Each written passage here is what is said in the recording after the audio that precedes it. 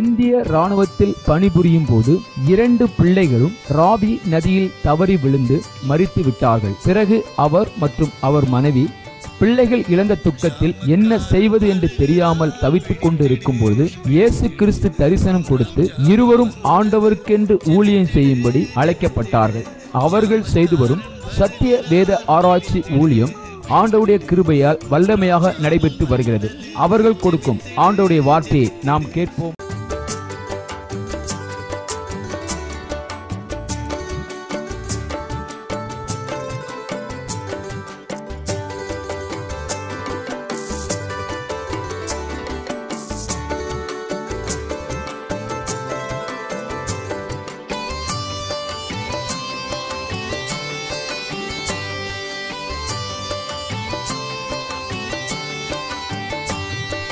ஜாமக்காரன் வருகிறான், விழித்திடு விழித்திடு, 3ஆம் ஜாமம் வந்தது, ஜெபித்திடு ஜெபித்திடு.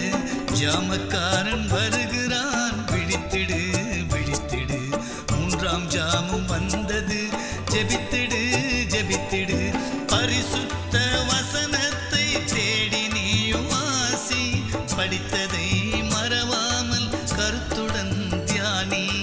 பரிசுத்த வசனத்தை தேடி நீயும் வாசி, படித்ததை மறவாமல் கருத்துடன் தியானி. வார்த்தைகள் வல்லமையாய் ஞானமாய் பேசு, வாதைகள் வராது நம்பிக்கையே சாட்சி. வார்த்தைகள் வல்லமையாய் ஞானமாய் பேசு, வாதைகள் வராது நம்பிக்கையே சாட்சி.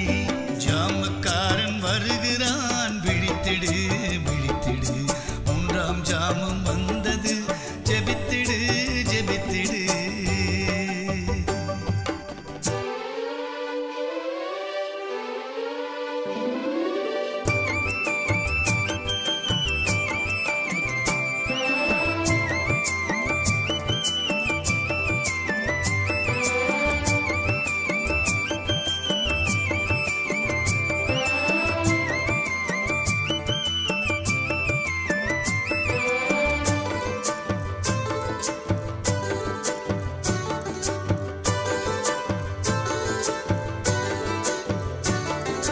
ஜெப ஆவி உலகத்தில் மழையாய் பெய்யணும், ஜெகத்தை ரட்சிக்கும் அக்கினி இறங்கணும். ஜெப ஆவி உலகத்தில் மழையாய் பெய்யணும், ஜெகத்தை ரட்சிக்கும் அக்கினி இறங்கணும். ஜெபம் செய்யும் வீரர்கள் சபையில் எழும்பணும், ஜெயம் பெற்ற ஸ்திரீகளும் முழங்காலில் நிற்கணும். ஜெபம் செய்யும் வீரர்கள் சபையில் எழும்பணும், ஜெயம் பெற்ற ஸ்திரீகளும் முழங்காலில் நிற்கணும்.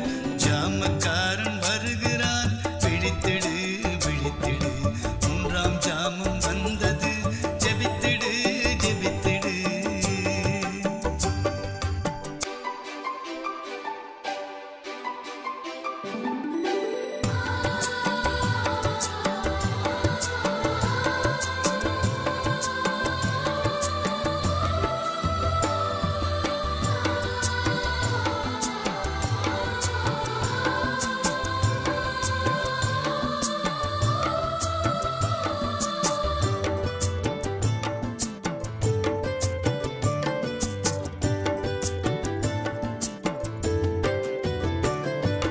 யுத்த வீரன் கைகளில் சிலுவை கொடி தெரியுது, சீடன் பாடும் சங்கீதம் இமயத்தில் கேட்குது.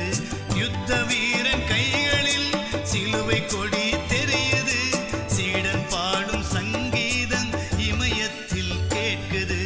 சமாதான சுவிசேஷ பாதரட்சை அணிந்திடு, ஆவியின் பட்டயமே அணி அணியாய் புறப்படு.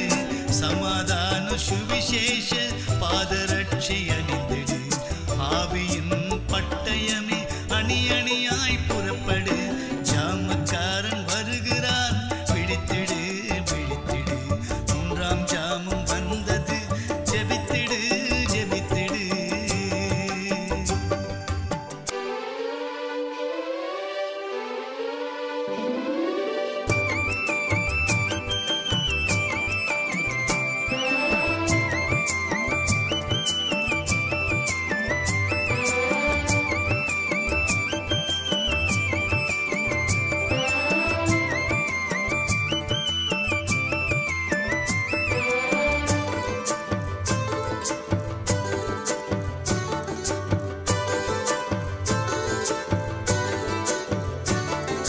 சாத்தான் உன்னை கண்டதும் ஏழு வழியாய் ஓடணும், சத்தியத்தை பறைசாற்றி சத்துருவை விரட்டணும்.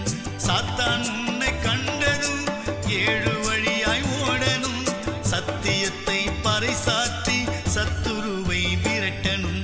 அதிகாலை ஜபத்தினால் ஆசீர்வாதம் துதித்திடு, மணவாளன் இயேசு கிறிஸ்து வருகிறார் காத்திரு. அதிகாலை ஜபத்தினால் ஆசீர்வாதம் துதித்திடு, மணவாளன் இயேசு கிறிஸ்து வருகிறார் காத்திரு. ஜாமக்காரன் வருகிறான் விழித்திடு மகனே, மூன்றாம் ஜாமம் வந்தது ஜெபித்திடு மகளே. ஜாமக்காரன் வருகிறான் விழித்திடு மகனே, மூன்றாம் ஜாமம் வந்தது ஜெபித்திடு மகளே. பரிசுத்த வசனத்தை தேடி நீயும் வாசி, படித்ததை மறவாமல் கருத்துடன் தியானி.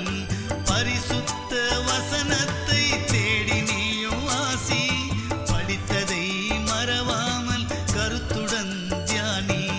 வார்த்தைகள் வல்லமையாய் ஞானமாய் பேசு, வாதைகள் வராது நம்பிக்கையே சாட்சி.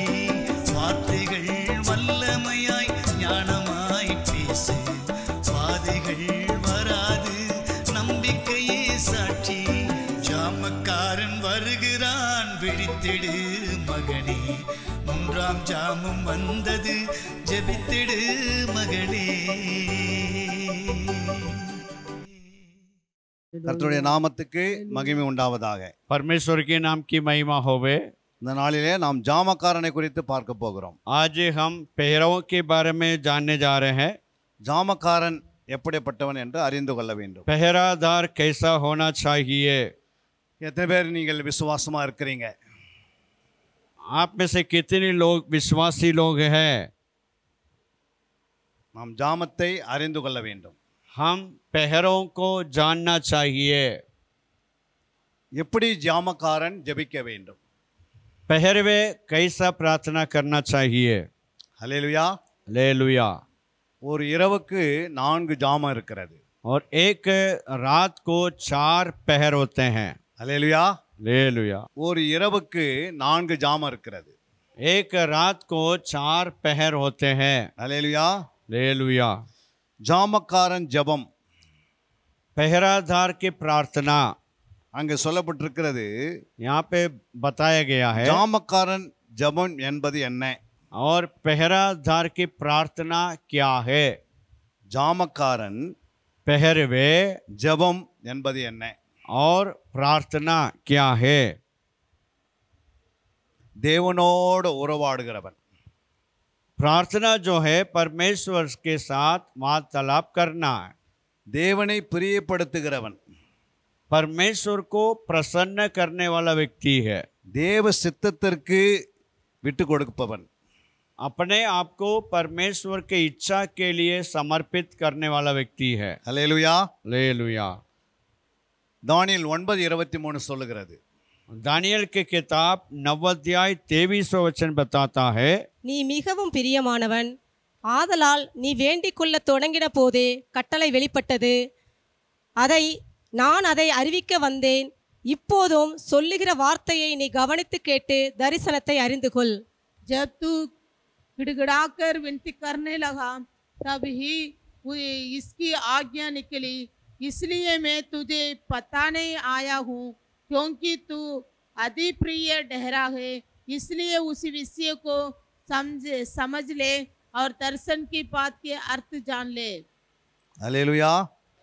நீ மிகவும் பிரியமானவன், तू मेरा प्रिय पुत्र है, ஆதலால் इसलिए நீ வேண்டிக் கொள்ள தொடங்கின போதே जब तूने मांगने लगा, प्रार्थना करने लगा, கட்டளை வெளிப்பட்டது. तब आज्ञा हुई है। நான் அதை அறிவிக்க வந்தேன். मैंने उसको बताने के लिए मैं आया हूँ। இப்போது சொல்லுகிற வார்த்தையை நீ கவனித்து கேட்டு अभी जो मैं बता रहा हूँ इन बातों को ध्यान से सुनकर தரிசனத்தை அறிந்து கொள். और दर्शन को जान ले। ஒரு ஜாமக்காரன் தேவனுக்கு பிரியமா இருந்தால் தேவனே அவனுக்கு எல்லாத்தையும் வெளிப்படுத்துகிறார். एक पहरवे परमेश्वर के लिए प्रसन्न व्यक्ति हो तो परमेश्वर उस सारे बातों को उसको समझाएंगे. சில ஜெபங்கள் ஏன் கேட்கப்படுவதில்லை? कुछ कुछ प्रार्थना क्यों न सुना जाता है? சங்கீதம் 109:7 சொல்லுகிறது, भजन संहिता 109 अध्याय 7 वचन बताता है, அவன் நியாயம் விசாரிக்கப்படும் போது குற்றவாளியாக கடவன், அவன் ஜெபம் பாவமாக கடவது. அல்லேலூயா. जब उसका न्याय किया जाए तब वो दोषी निकले और उसकी प्रार्थना पाप गिनी जाए. அவன் நியாயம் விசாரிக்கப்படும் போது जब वो न्याय के लिए आ रहा है, குற்றவாளியாக்க கடவன், वो दोषी माना जाए, அவன் ஜெபம் பாவமாக்க கடவது. उसका प्रार्थना पाप बन जाए. ஏன் அப்படி என்றால் அவன் பாவ அறிக்கை செய்யாது ஜெபிப்பான். और क्यों इस प्रकार जो बोला जाता है, वो पाप को अंगीकार करके प्रार्थना नहीं करता. சில நேரத்தில் நம்முடைய மீறுதலோடு நாம் ஜெபம் பண்ண ஆரம்பிப்போம். कुछ लोग अपने दोषों के साथ प्रार्थना करने लगते हैं பல காரியங்களை பேசிவிட்டு வந்து நாம் ஜெபம் பண்ணாலும் அந்த ஜெபம் ஏற்றுக்கொள்ளப்படாது. और ऐसे जो अनुचित बातों को करके हम प्रार्थना करने के लिए आएंगे तो हमारा प्रार्थना स्वीकार नहीं किया जाएगा. சில நேரத்தில் நம்முடைய அக்கிரமங்கள் நமக்கு ஜெபத்தை தடுத்து விடும். कभी सभी हमारा अधर्म जो है वो हमारा प्रार्थनाओं को रोकता है. அதனால தான் ஜெபம் பண்ணுவதற்கு முன்பாக, प्रार्थना करने के पहले வேதத்தை எடுத்து வாசிக்கிறதுக்கு முன்பாக, और बाइबल को निकाल के पढ़ने के पहले, ஆராதனைக்கு முன்பாக, आराधना करने के पहले நம்முடைய ஆவி ஆத்மா சரீரங்களை, हमारा शरीर प्राण और आत्मा को, நமக்குள்ள இருக்கிற மீறுதல் அக்கிரம் பாவங்களை, हमारे अंदर जितने भी दोष है, गलतियां है, मलिन है, उसको दूर करके, நம்முடைய ஆவியிலே உண்டான மீறுதலுக்காக और आत्मा का मलिनता को भी, 1 கொரிந்தியர் 6:11 படி, और पहला कुरिन्थियों की किताब 6 अध्याय 11 वचन के अनुसार, அந்த வசனத்தின்படி நாம் அறிக்கை செய்ய வேண்டும். और वचन के अनुसार हमें डिक्लेयर करना चाहिए, घोषणा करना चाहिए. நாம் பேசின மீறுதலுக்காக 1 கொரிந்தியர் 6:11 பயன்படுத்த வேண்டும். और हमने जो गलती किया उसके लिए पहला कुरिन्थियों की किताब 6 अध्याय 11 वचन को, நாம் பேசின மீறுதலுக்காக, और हमने जो बातें की है, அதாவது தேவையில்லாத வார்த்தைகள், और अनुचित बातें हैं, அதாவது வீணான வார்த்தைகள், और जो जरूरत नहीं है उन बातें, தேவையில்லாத மற்றவங்களை பேசுவது, और दूसरों को ऊपर दोष लगाना, தேவையில்லாதவங்களை நியாய தீர்த்து பேசுவது, और दूसरों को ऊपर ऐसा जो उंगली उठाना, சில நேரத்தில் கணவனை தவறா பேசுவது, कभी सभी पत्नी अपने पति को गलत बोलते हैं, சில நேரத்தில் ஊழியர்களை தவறா பேசுவது, कभी प्रभु का सेवक लोगों को गलत बोलते இந்த हैं. பேசுவது எல்லாமே ஒரு மீறுதலோடு அடக்கம் பண்ணப்பட்டிருக்கு. और ये जो अपन बातें कर रहे हैं, ये सब दोष वाली बातें हैं. அதனால தான் மீறுதலுக்காக இயேசு தன் ஆவியை கொடுத்தார். इसलिए परमेश्वर ने दोष को दूर करने के लिए यीशु अपना प्राण को दिया. இரண்டாவதாக நாம் நம்முடைய அக்கிரமங்களுக்காக எபிரேயர் 10:22 பயன்படுத்த வேண்டும். और हमारे अपराधों के लिए इब्रानी किताब 10 अध्याय 22 वचन को डिक्लेयर करना चाहिए. நமக்குள்ள இருக்கிற துர்மனசாட்சி நீங்க, हमारे अंदर का जो दोषी मन दूर होने के लिए நாம் அவருடைய ஜலத்தினாலே கழுவப்பட வேண்டும். जो शुद्ध जल से धोना चाहिए. அப்போது நம்முடைய மனசாட்சி, அதாவது துர்மனசாட்சி நல் மனசாட்சியா மாறிவிடும். तब हमारा जो दोषी मन अच्छा विवेक में बदल जाएंगे.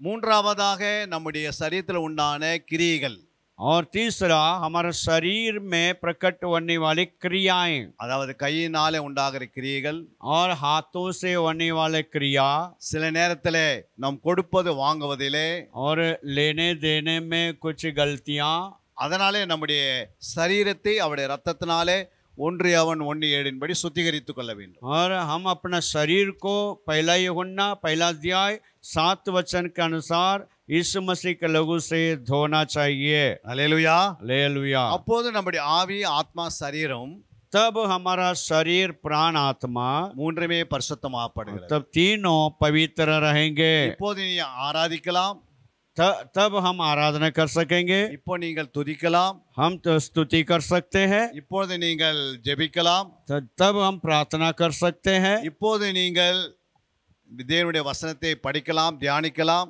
और तब हम परमेश्वर का वचन को पढ़ सकते हैं, अध्ययन कर सकते हैं. இது எல்லாம் ஆண்டவர் அங்கீகரிப்பார். ये सारे बातों को प्रभु ग्रहण करेंगे. ஐயோ நான் என்னிடத்தில் பாவமே இல்லை என்று நீங்கள் சொன்னால், अगर आप में से कोई ऐसा बोलेंगे कि मैं निर्दोष हूँ, அப்பொழுது நீங்கள் வஞ்சிக்கப்படுவீர்கள் என்று வசனம் சொல்லுகிறது. और तब आप अपने आप को धोखा देते हैं करके बाइबल बताती है. அந்த வசனத்தை வாசிக்கலாம். 1:1-8 வாசிங்க. और पहला यूहन्ना पहला अध्याय 8 वचन को पढ़ेंगे. நமக்கு பாவம் இல்லை என்போமானால் நம்மை நாமே வஞ்சிக்கிறவர்களாய் இருப்போம், சத்தியம் நமக்குள் இராது. यदि हम कहे कि हम में कुछ भी पाप नहीं तो अपने आप को धोखा देते हैं और हम में सत्य नहीं. நமக்கு பாவம் இல்லை என்போமானால் अगर हम में से कोई बोले कि मैं निर्दोष हूँ, நம்மை நாமே வஞ்சிக்கிறவர்களாய் இருப்போம். तो हम अपने आप को धोखा देते हैं. சத்தியம் இயேசு நமக்குள்ள இருக்க மாட்டார்.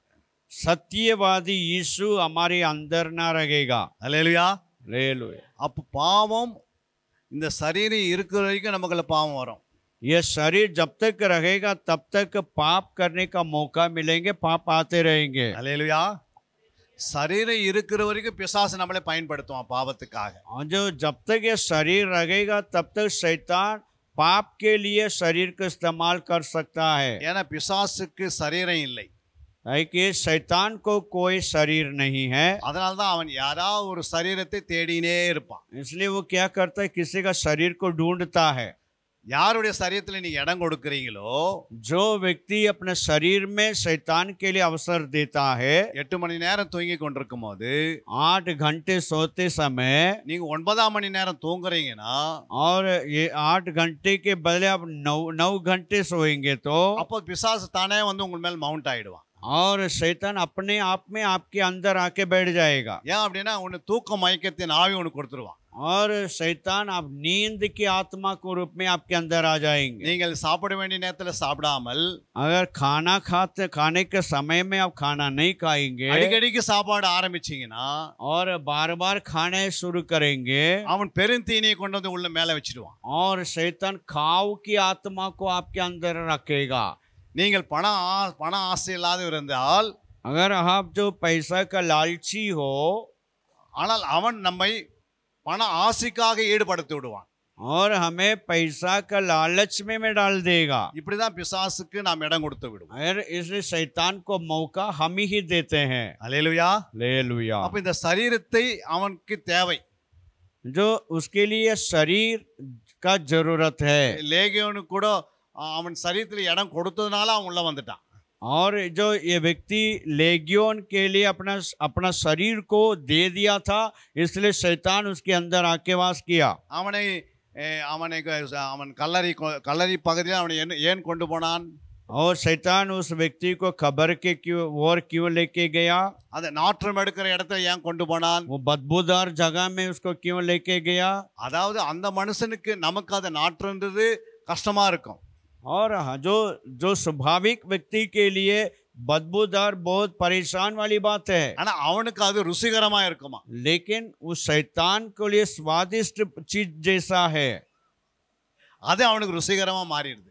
और शैतान के लिए बदबूदार बहुत सुगंधित वस्तु जैसा है. அப்போ ஆண்டவர்கிட்ட போய் அவன் நிப்பான். और परमेश्वर के पास जाके खड़ा होगा. உன்னுடைய சாயல்ல படைக்கப்பட்ட மனுஷனை देखो, आपने अपने स्वयं रूप में इंसान को बनाया था. நான் உனக்கு கல்லறையில வச்சிருக்கிறேன் பாருன்னு. देखो, मैं उस व्यक्ति को कई समय कब्र में रखा हूँ. உம்முடைய சாயல்ல படைக்கப்பட்ட மனுஷனை அங்க கொண்டு போகும்போது ஆண்டவரே இறங்கி அவன் ஜெபம் பண்ணதுனால அவனை கொண்டு போய் விடுவிக்கல. और जो उसने प्रार्थना किया, इसलिए परमेश्वर उसको छुड़ाया नहीं. ஆண்டவரே தேடி போகிறார். और परमेश्वर उसको ढूंढते हुए गए हैं. ஏன்னா பிசாசு இல்லாத வாழ்வதுதான் தேவ சித்தம். और परमेश्वर की इच्छा यह है कि हम शैतान रहित जीवन बिताएं. அதனாலே தேவன் அந்த மனிதனை விடுதலை ஆக்குகிறார். इसलिए परमेश्वर उस व्यक्ति को दुष्ट आत्मा से छुड़ाया। ஆனால் அந்த ஊரார் சொல்றார்கள், लेकिन वो शहर वाले बोल रहे हैं, இயேசுவே நீ எங்க ஊருக்குள்ளே வரக்கூடாது. प्रभु यीशु आप हमारे घर शहर में नहीं आना चाहिए। ஊருக்குள்ள வரதுக்கு முன்னாடியே 3000 பண்ணி தொலைஞ்சு போயிடுச்சு. और आप जो हमारे शहर में आने के पहले 2000 सुवरें खत्म हो गए हैं 2000 பண்ணிகள் தொலைஞ்சு போயிடுச்சு. और 2000 जो सुवरें गायब हो गए हैं இன்னும் லட்சக்கணக்கில் பன்றி உள்ள இருக்குது ஊருக்குள்ள.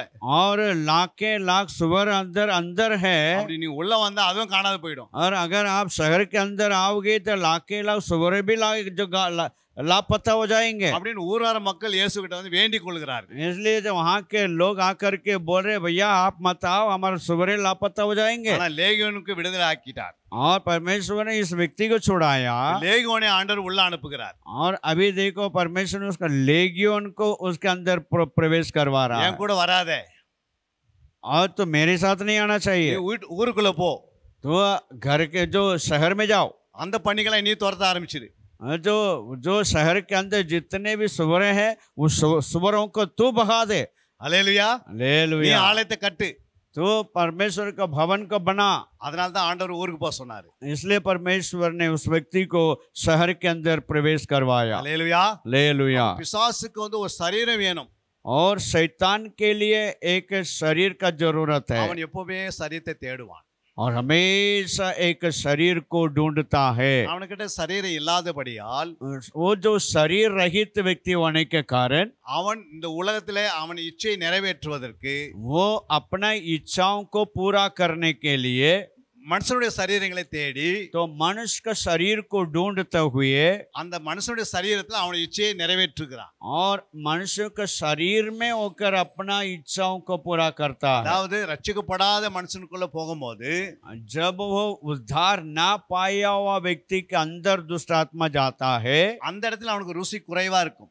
और उसके जीवन में शैतान के लिए रुचि बहुत कम हो सकता है। ஆனா ரட்சிக்கப்பட்ட மனுஷனுக்குள்ள போய் அவன் கிரியை நடப்பித்தானா अगर उद्धार पाया हुआ व्यक्ति के अंदर शैतान जाके कार्य करेगा அவனுக்கு அதிகமான ருசி தெரியும். और उसको रुचि बहुत अच्छा लगेगा। ஏன்னா ரட்சிக்கப்படாத ஏற்கனவே அவன் கண்ட்ரோல்ல இருக்கிறான். और जो उद्धार ना पाया व्यक्ति ऑलरेडी पहले ही शैतान के हाथ में है। ஆனா நம்ம ஆண்டவருடைய கரத்துல இருக்கிறதுனால और उद्धार पाया व्यक्ति प्रभु के हाथ में होने के कारण நம்மையும் வஞ்சிப்பதற்கு அவன் வருவான். और हमें प्रभु से दूर करने के लिए वंचित करने के लिए वो आएगा। யூதாஸ்குள்ள வந்தது போல जैसा यूदास इस्कारियोत के अंदर शैतान आया, அனானியா சப்பிரியாருக்குள்ள வந்தது போல जैसे हननिया सपीरा के अंदर शैतान आया, இப்படி பல விசுவாசிக்குள்ள வருவான். பல ஊழியருக்குள்ள வருவதற்காக அவன் அந்த இடத்தை நிரப்புவதற்காக ஓடி ஓடி வருவான் அவன். ऐसा जो कई विश्वासी लोग और प्रभु का दास लोगों के अंदर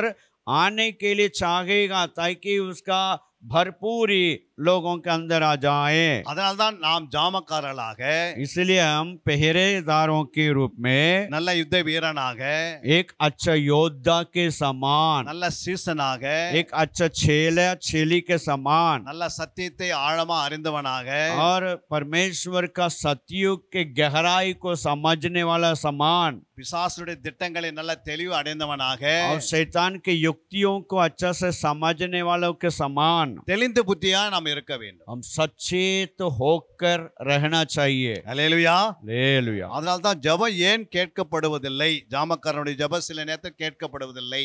और जो पहरादारों की प्रार्थना भी कभी न स्वीकार होता है। சுத்திகரிப்பு இல்லாதனாலே और क्यों होता है? वो अपने आप को शुद्ध नहीं कर, शुद्धिकरण नहीं करता है। ஏனென்றால் பிசாசு ஒரு தந்திரம் உள்ளவன்.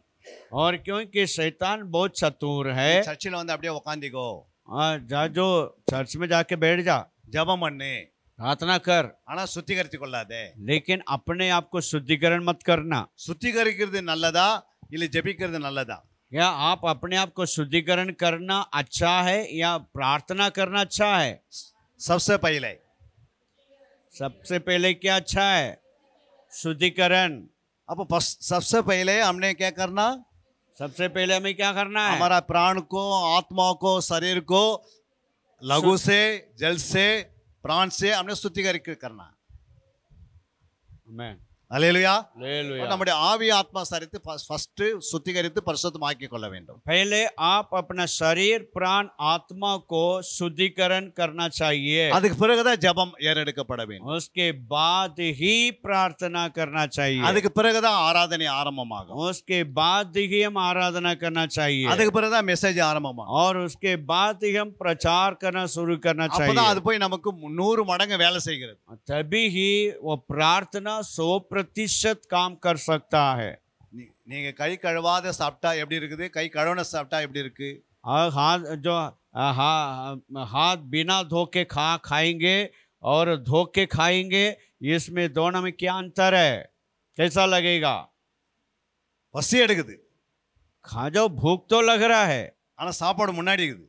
खाना सामने रखी हुई है। இப்போ கை கழுவு சாப்பிட நல்லதா, கை கழுவாத சாப்பிட நல்லதா? बिना हाथ धो के खाना अच्छा है या हाथ धो के खाना अच्छा है? हाथ धोकर खाने से थोड़ा मन खुशी होती है। हालेलुया। हमें हाथ बिना हाथ धोते खाने तो थोड़ा मन क्या होते, थोड़ा खराब हो जाते। हालेलुया। அது மட்டுமல்ல, ये मात्र नहीं है, மத்தேயு 6:5 வாசிக்கலாம். मत्ती 6वां अध्याय 5वां वचन को पढ़ेंगे। அன்றியும் நீ ஜெபம் பண்ணும்போது மாயக்காரரை போலிருக்க வேண்டாம். மனுஷர் காணும்படியாக அவர்கள் ஜெப ஆலயங்களிலும் வீதிகளின் சந்திகளிலும் நின்று ஜெபம் பண்ண விரும்புகிறார்கள். அவர்கள் தங்கள் பலனை அடைந்து தீர்ந்ததென்று மெய்யாகவே உங்களுக்கு சொல்லுகிறேன். जब तू प्रार्थना करे तो कपटियों के समान ना हो, क्योंकि लोगों को दिखाने के लिए आराधनालयों में और सड़कों में मोड़ों पर खड़े होकर प्रार्थना करना उनको अच्छा लगता है। मैं तुमसे सच कहता हूँ कि वो अपना प्रतिफल पा चुके हैं। மனுஷர் காணும்படி அப்படின்னு போட்டிருக்குது. यहाँ पे लिखा है मनुष्यों को दिखाने के लिए। இந்த ஜெபம் அதனால தான் அருவருப்பா மாறுகிறது. इसलिए यह प्रार्थना घृणित कहला जाता है। இந்த ஜெபத்தை ஆண்டவரே அருவருக்கிறார். इस प्रार्थना को परमेश्वर जो दूर करते हैं, स्वीकार नहीं करते हैं। இந்த ஜெபத்துக்கு மாயக்கார ஜெபம்னு சொல்கிறார் ஆண்டவர். इस प्रार्थना को कपटी प्रार्थना करके प्रभु बोलते हैं। அதனால தான் நாம் 1 யோவான் 1 அதிகாரம் 9 வசனம் சொல்லுகிறது. इसलिए पहला यूहन्ना 1 अध्याय 9वां वचन बताता है, यदि हम अपने आप पापों को मान ले तो वो हमारे पापों को क्षमा करने और हमें सब अधर्म से शुद्ध करने में विश्वासी योग्य और धर्मी है। நம்முடைய பாவங்களை நாம் அறிக்கையிட்டால், अगर हम अपने पापों को मान लेते, ஹல்லேலூயா, हालेलुया, நம்முடைய பாவங்களை நம்ம என்ன செய்யணும்? हम अपने पापों के क्या करना चाहिए? அறிக்கை செய்யணும். मानना चाहिए, अंगीकार करना चाहिए। அதனால தான் நீதிமொழி 28:13 சொல்லுகிறது, नीति वचन के किताब 28 अध्याय 13 वचन बताता है, தன் பாவங்களை மறைக்கிறவன் வாழ்வடைய மாட்டான். தன் பாவங்களை மறைக்கிறவன் வாழ்வடைய மாட்டான். அவைகளை அறிக்கை செய்து விட்டு விடுகிறவனோ அவைகளை அறிக்கை செய்து விட்டு விடுகிறவனோ இரக்கம் பெறுவான். இரக்கம் பெறுவான். जो अपने अपराध छिपा रखता है उसका कार्य सफल नहीं होता, परंतु जो उनको मान लेता और छोड़ भी देता है उसी पर दया की जाएगी। தன் பாவங்களை நாம் மறைக்க கூடாது. हम अपने अपराधों को छिपाना नहीं चाहिए। பழைய ஏற்பாட்டிலே தன் பாவங்களை மறைக்கிறவன் வாழவடைய மாட்டான். पुराना नियम में जो अपना पाप को छुपाता है वो अपने जीवन में सफल नहीं पाता है। அப்ப பாவங்களை அவன் மறைத்து விட்டால், அவன் அறிக்கை செய்யாதிருந்தால் அவனுக்கு இரக்கம் பெற முடியாது. और अगर वो अपना पाप को अंगीकार नहीं करता, मानता नहीं है, तो वो परमेश्वर का अनुग्रह प्राप्त नहीं कर पाता। அப்போ அந்த காலகட்டத்திலே பாவத்தை அறிக்கை செய்ய சொல்றாரு.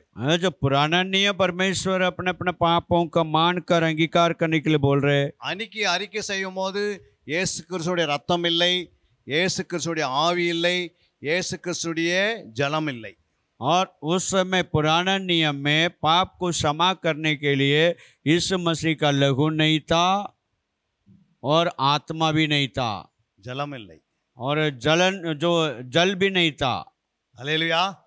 ஆனா இப்போ அறிக்கை செய்ய சொல்லும் போது நமக்கு ரத்தம் இருக்கிறது, ஆவி இருக்கிறது, ஜலம் இருக்கிறது. और अब आपका पापों को धोने के लिए और आत्मा भी है, जल भी है और वचन भी है। அதை நாம் சொல்லி அறிக்கை செய்ய வேண்டும். और इन इन बातों को बोलकर अंगीकार करना चाहिए। அல்லேலூயா. அப்ப ரத்தத்தினாலே நமக்கு சுத்திகரிப்பு உண்டு. और लहू से हमारा शुद्धिकरण होता है, ஆனால் ஆவினாலே சுத்திகரிப்பு உண்டு. आत्मा से शुद्धिकरण होता है, ஜலத்தினால் சுத்திகரிப்பு உண்டு. जो जल से शुद्धिकरण होता है। அல்லேலூயா. आमेन। அப்போ ஆவி நம்முடைய ஆவியை கழுவுகிறது. आत्मा हमारा आत्मा को धोता है ரத்தம் நம்முடைய சரீரத்தை கழுவுகிறது. और लहू हमारा शरीर को धोता है। அவருடைய ஜலம் நம்முடைய உள்ளான மனசனை கழுவுகிறது. उसका जल हमारे भीतरीय मनुष्यत्व को धोता है। அதனால தான் ஆண்டவர் ஆவி ஆத்மா சரீரத்தை நமக்காக சிலுவையில் கொடுக்கிறார். इसलिए तो प्रभु यीशु मसीह अपना शरीर प्राण आत्मा को सूली पे दे दिया। அல்லேலூயா. அதான் 1 யோவான்ல நாம் வாசிக்கிறோம் 5ஆம் அதிகாரம் 8ஆம் வசனத்திலே. और पहला यूहन्ना 5 का 8वां वचन में பூலோகத்திலே சாட்சி இடுகிறவைகள் 3 ஆவி ஜலம் ரத்தம் என்பவைகளை இம்மூன்றும் ஒருமைப்பட்டிருக்கிறது.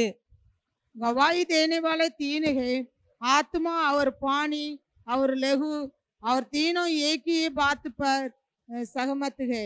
பூலோகத்தில் சாட்சிடுகிறவைகள் 3 पृथ्वी पे गवाही देने वाले 3 हैं, அங்கே சொல்லப்பட்டிருக்கிறது. यहाँ पे बताया गया। முதலாவது என்ன சொல்லுகிறது? ஆவி.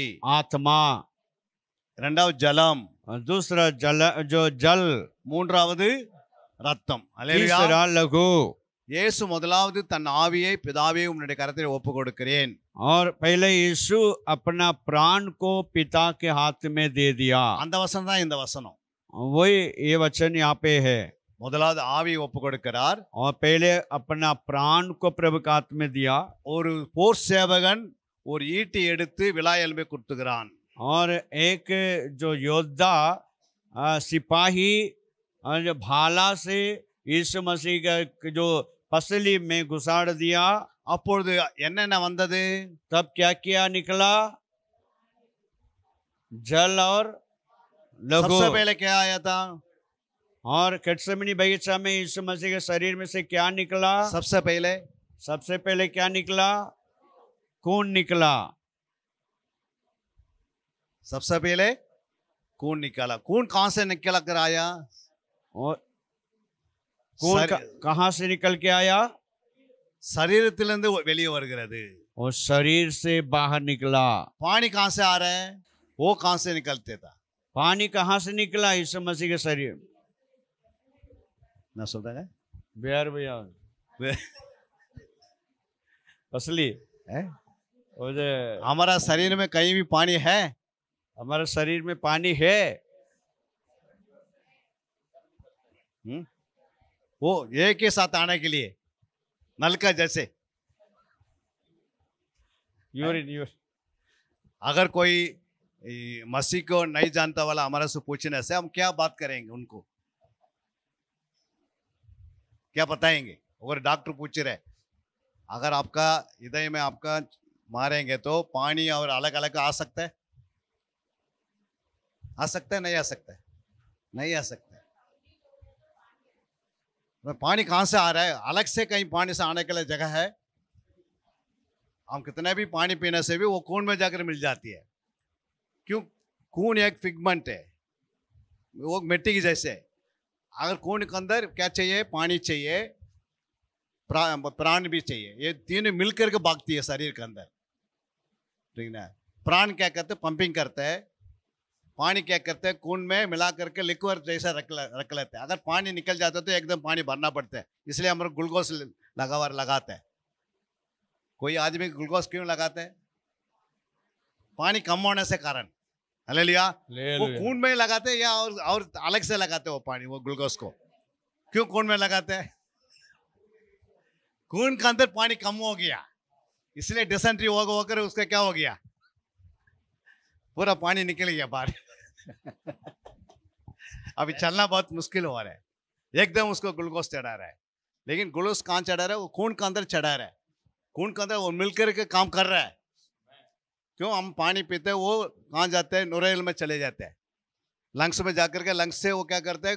फिर खून में मिलकर के काम करते हैं. अभी डायरेक्ट वो डॉक्टर क्या कर रहा है? ग्लूकोज से करता है.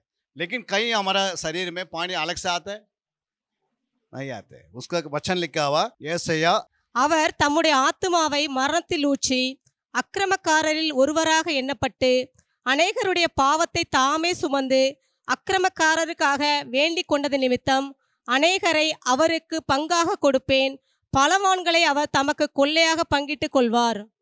हिंदी में इसी कारण मैं उसे महान लोगों के संग पाक दूंगा और वो सामर्थियों के संग लूटपाट लेगा, क्योंकि उसने अपना प्राण मृत्यु के लिए उंडेल दिया। वो अपराधियों के संग किना गया, हम तो भी उसने बहुतों के पापों का बोझ उठा लिया और अपराधियों के लिए विनती करता है। हालेलुया। यहाँ क्या लिखा हुआ बताना? क्योंकि उसने अपना प्राण लिखा हुआ ना, प्राण को क्या कर दिया? हाँ, वो वहां पर हिंदी में तमिल में लिखा हुआ आत्मा को मरणते ऊठी, हिंदी में लिखा हुआ अपना प्राण को वहां डाल दिया। वो पानी की तरफ आ गया बाहर। क्यों? आत्मा के अंदर हमेशा पानी रहता है। कौन सा पानी रहता है? जीवन का पानी रहता है। हालेलुया। इसका இந்த மூன்றுத்து குறித்து தான் ஆண்டவர் என்ன பண்றாரு? சாட்சி கொடுக்கிறார். அதான் 1 யோவான் 5:8 வாசிக்கிறோம். यूहन्ना 5:8 में देख रहे हैं, பூமியிலே சாட்சிகள் 3. और पृथ्वी पे गवाही देने वाला चीज 5 है। அதாவது பூமியின் மையத்திலே தான் இயேசு மரிக்கிறார். और पृथ्वी के ऊपर यीशु मसीह मारा जा रहा है। இந்த உலகத்துக்கு மத்திய பூமி எந்த நாடு குறிக்கிறது?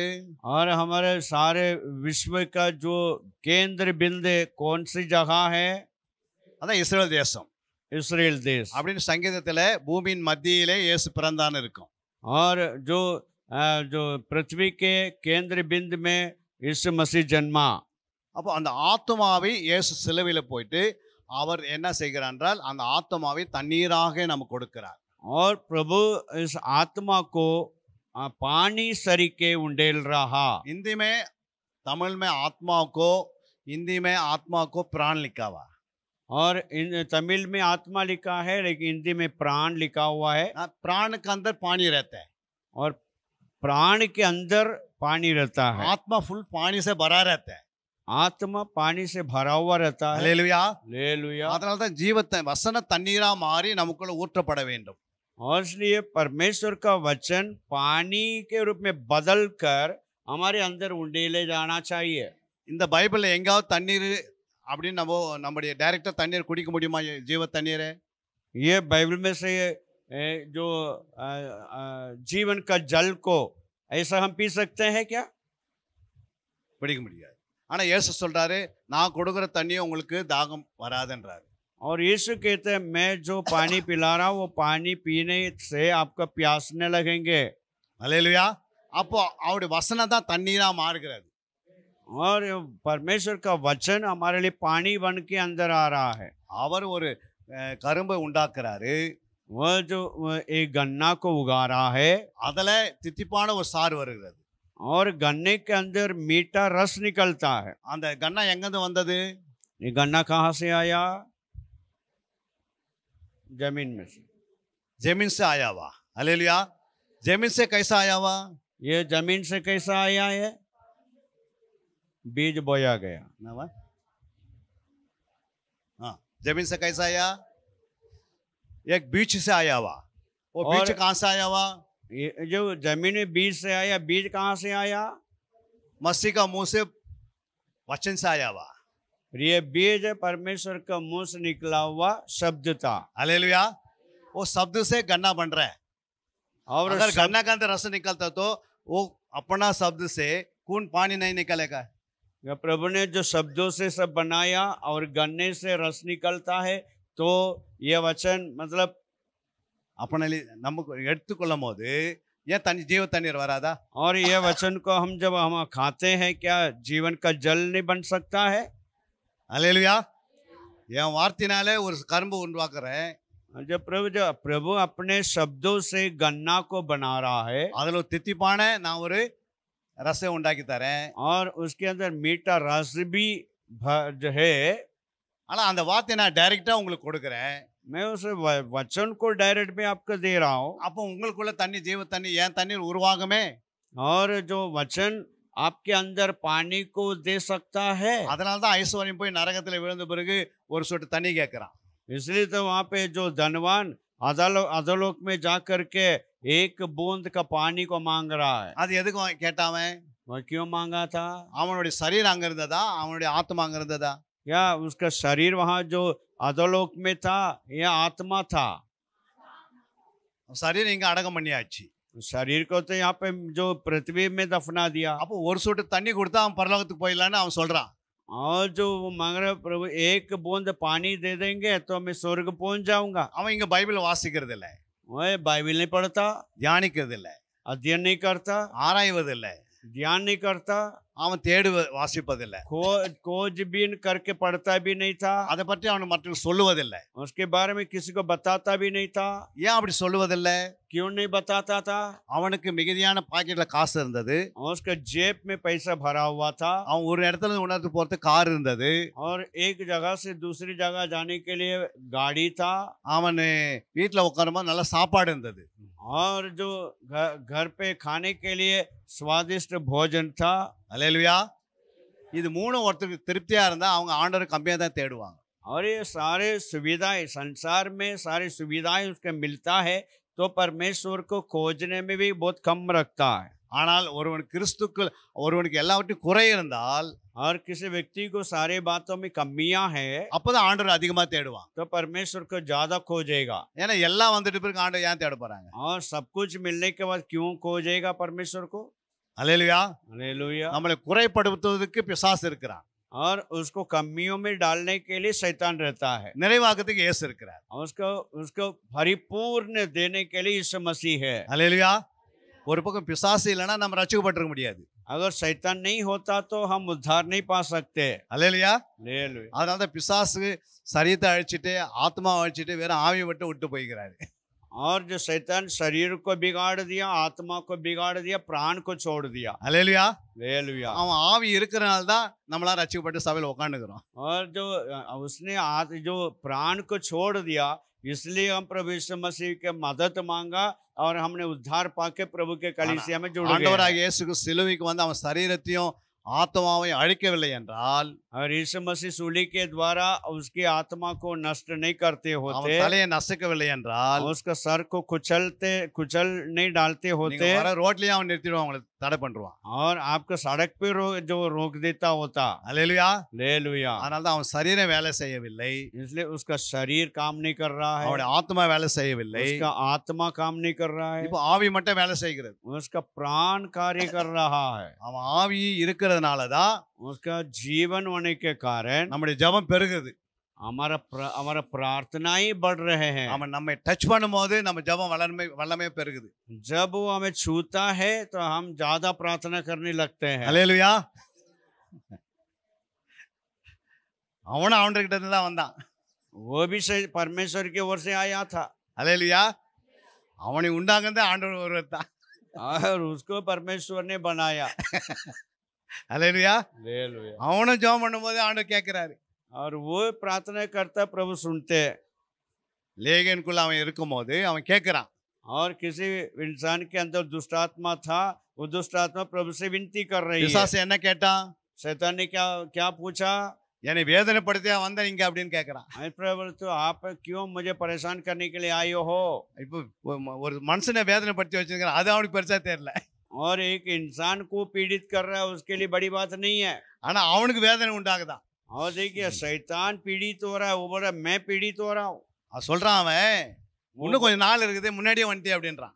वो जो शैतान बोल रहा है और कुछ समय बचा हुआ था तो पहले क्यों आ गया? तो அப்படின்னு கேட்கிறான் அவன். और यीशु मसीह से पूछ रहा पहले क्यों आ गया, आप समय के पहले क्यों आया? சதா அது போகட்டும், अच्छा ठीक है जाने दो, எங்களை தயவா பன்றிக்குள்ள அமுச்சு விட்டுரு. और दया करके हमें सुअरों के बीच में जाने दो। நாங்க 6000 பேர் இருக்கிறோம், हम लोग लगभग 6000 लोग हैं, அவங்க 200 பேர் 2000 பேர் இருக்கிறாங்க பன்றிகள். और जो सुअर केवल 2000 ही है। ஆனா நாங்க 3 பேரா நாங்க அதுக்குள்ள போயிடுறோம். हम 3 करके एक सुअर के अंदर प्रवेश हो जाएंगे। அல்லேலூயா. हालेलुया। உடனே பிசாசு ஆண்டவர் சொல்றார், அந்த சாத்தானுக்கு பன்றிகளுக்கு கட்டளையிடுறார், உடனே பிசாசு வெளியே போய் பன்றிக்குள்ள புகுந்தது. और परमेश्वर ने शैतान को आज्ञा दिया, ठीक है निकल जाओ, तीन तीन करके एक सुअरों के अंदर घुस जाओ करके प्रभु ने बोल दिया। உடனே பன்றி போய் செத்து விட்டது. और देखो ये जो ये आत्मा जो सुअरों के बीच में जाने के कारण सारे सुअरें खत्म हो गए, मर गए। 3 பிசாசு ஒரு பன்றிக்குள்ள போகும்போது और 3 शैतान एक सुअर के अंदर प्रवेश हो रहा है, உடனே பன்றிக்கு ரோசம் வந்துச்சு. और जो सुअर बोल रहे हैं ये 3 शैतान मेरे अंदर आ गया, हमारे जीने से बढ़कर मरना अच्छा करके वो जाके गिर पड़े और मर गए। ஆனா 6000 பிசாசு மனுஷனுக்குள்ள வந்த பிறகு 6000 दुष्ट आत्मा मनुष्य के अंदर आया, மனுஷன் மறிக்க முடியல. और मनुष्य मरा नहीं है, तो जीने हालेलुया। से मर जाऊं करके सोचा भी नहीं था वो। நாங்க 21 மணி நேரம் ஜெபம் நடத்துவோம் हमने 21 घंटे का प्रार्थना करते हैं, ஒவ்வொரு மாசமும்.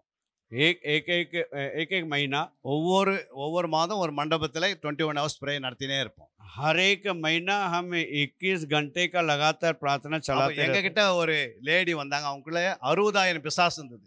और हमारे पास एक लेडी आई थी, उसके अंदर 60,000 आत्मा था, 60,000। அவங்களுக்கு வயசு 21 தான். उस लेडी का उम्र 21 है। அல்லேலூயா. हालेलुया। அது எப்படி வந்தது நான் கேட்டோம். मेरे जो 60,000 दुष्ट आत्मा कैसा आया? அந்த மகள் வந்து பெரிய பொண்ணா மாறும்போது, அதாவது ஃபர்ஸ்ட் மந்த்லின்னு சொல்லுவாங்க, और जैसे वो लड़की को जो पहला मंथ जो आया, அப்போது அந்த அந்த ரத்தத்தை அதை பார்த்துருக்கு, அது உடனே சடன்லி உள்ள வந்துட்டு. और उसका ब्लीडिंग को देख के शैतान घुस गया उसके अंदर। அதுக்கு பிறகு அது போகவே இல்லை. उसके बाद उसको छोड़ा नहीं। அது எங்க இருந்தாங்கன்னா குஜராத்ல இருந்துக்கிறாங்க அவங்க. वो कहाँ थी वो महिला? குஜராத். ना? ஆமா, குஜராத்ல வாடகை வீட்டுல இருந்தாங்க. आज वो जो महिला गुजरात में किसी किराया का मकान में रहती थी, அவங்க அங்கிருந்து டிரான்ஸ்ஃபர் ஆகி சென்னைக்கு வந்தாங்க. वहां से ट्रांसफर होकर चेन्नई आई थी। அது பிறகு அந்த ஆவியை துரத்த முடியல, அந்த ஆவியை துரத்த முடியல யாராலுமே. और उस दुष्ट आत्मा कोई भी नहीं निकाल सकते थे, அதுக்கு ஹெவி டோஸ் வேணும். और उसको निकालने के लिए हेवी डोज की जरूरत है। 3 மணி நேரம் ஜெபம்லாம் பண்ணா அது அசையாது. और 3 घंटा प्रार्थना करेंगे तो वो हिलेगा भी नहीं। 6000 பிசாசுக்கே ஆண்டவர் இவ்வளவு ஜெபம் பண்ணி இருக்கிறார் என்றால், और 6000 दुष्ट आत्मा को निकालने के लिए प्रभु ने इतना प्रार्थना किया है, 60000 பிசாசுகள் எப்படி ஜெபிச்சிருப்பாரு? और 60,000 दुष्ट आत्मा को निकालने के लिए कितना प्रार्थना का जरूरत है। அது சொல்லுது நீங்க எத்தனை பேருன்னு கேட்டா, और हमसे पूछा तुम लोग कितने लोग हो, நாங்க 10 லேகியோன்னு சொன்னது. और वो बोलती है हम जो 10 लिगियोन है। அப்படின்னு சொல்லுது. அது वो लेडी बोल रही हम 10 लिगियोन। காலையில 9 மணிக்கு நாங்க ஜெபத்தை ஆரம்பிச்சோம். हमने सुबह 10 बजे प्रार्थना चालू किया, அப்பவே அது பொம்மரை மாதிரி ஆட ஆரம்பிச்சிச்சு. तभी वो जो लड्डू जैसा घूमने लग गई है। மறுநாள் காலை 5 வரைக்கும் ஓடிக்கொண்டே இருக்குது. और दूसरा दिन सुबह 5 बजे तक ऐसा घूम रही है जैसा लड्डू घूम रहा था। தேவனுடைய அக்கினி தொடர்ந்து இறங்கினே இருக்குது. और परमेश्वर का सामर्थ्य जो लगातार उतर के आ रहा था। அதாவது 100 பேருக்கு டீ போடணும்னா ஒரு 1 மணி நேரம் ஆகும். और जो मान लो 100 व्यक्ति के लिए चाय बनाना है कम से कम 1 घंटा लगेगा। ஆனா 60000 பேருக்கு போடணும்னா எவ்வளவு நேரம் ஆகும்? 60,000 लोगों को बनाने में कितना टाइम लगेंगे? சாயா எவ்வளவு டைம் ஆகும்? 100 பேருக்கு 1 மணி நேரம்னா 60000 பேருக்கு. और जो 100 लोगों के लिए 1 घंटा लगता है चाय बनाने के लिए, फिर 60,000 लोगों के लिए कितना टाइम लगेगा? எவ்வளவு அனல் மூட்டணும், அதை और कितना जो ऊर्जा कितना चाहिए, எவ்வளவு கேஸ் தேவை, कितना गैस चाहिए, எவ்வளவு டைம் தேவை, टाइम कितना चाहिए, யோசித்து பாருங்க. அப்போ இந்த மாதிரி ஜபம் அதிகமா இருக்கும்போது சாத்தான் தானவே வெளியே போயிடுறான். और इस पर ज्यादा प्रार्थना होते जो होने से दुष्ट आत्मा अपने आप में निकलता நம்ம है। இங்க பிரேயர் பண்றதுன்னு வெச்சு ஒரு 72 மணி நேரம் अब यहाँ पे देखो हम 72 घंटे का प्रार्थना करेंगे, பரலோகத்திலிருந்து அக்னி இறங்கி வரும். और स्वर्ग में से अग्नि उतर आएगा। எங்க வரும்? कहाँ आएंगे? कहाँ पर आएगा अग्नि? कहाँ जब पे आगे- आएगा? அந்த அக்னி எங்க வரும்? और अग्नि कहाँ से आएंगे? எங்க ஜெபம் பண்றோம் அங்கதான் ஃபர்ஸ்ட் இறங்கும். जहाँ पर प्रार्थना हो रहा है वहां पर पहले उतरेंगे, அது அப்படியே இறங்கி வந்து और वहां से उतर कर அது பூமியில அப்படியே புறப்பட்டு 4 சைடு போகும். और वो जमीन में पड़कर चारों दिशा में फैलेगा। அப்போது ஆவி எந்தெந்த குடும்பத்துல ஆவிகள் இருக்குதோ பிடிச்சிருக்குதோ அது தானாவே கட்டு உடைஞ்சு தானே வெளியே ஓடும். और जो परिवार में जो बंधन है ये सामर्थ्य जाने के कारण वो बंधन टूटते टूटते जाएंगे அப்படியே வீடுகள்ல சுத்திகரிப்பு உண்டாகும்.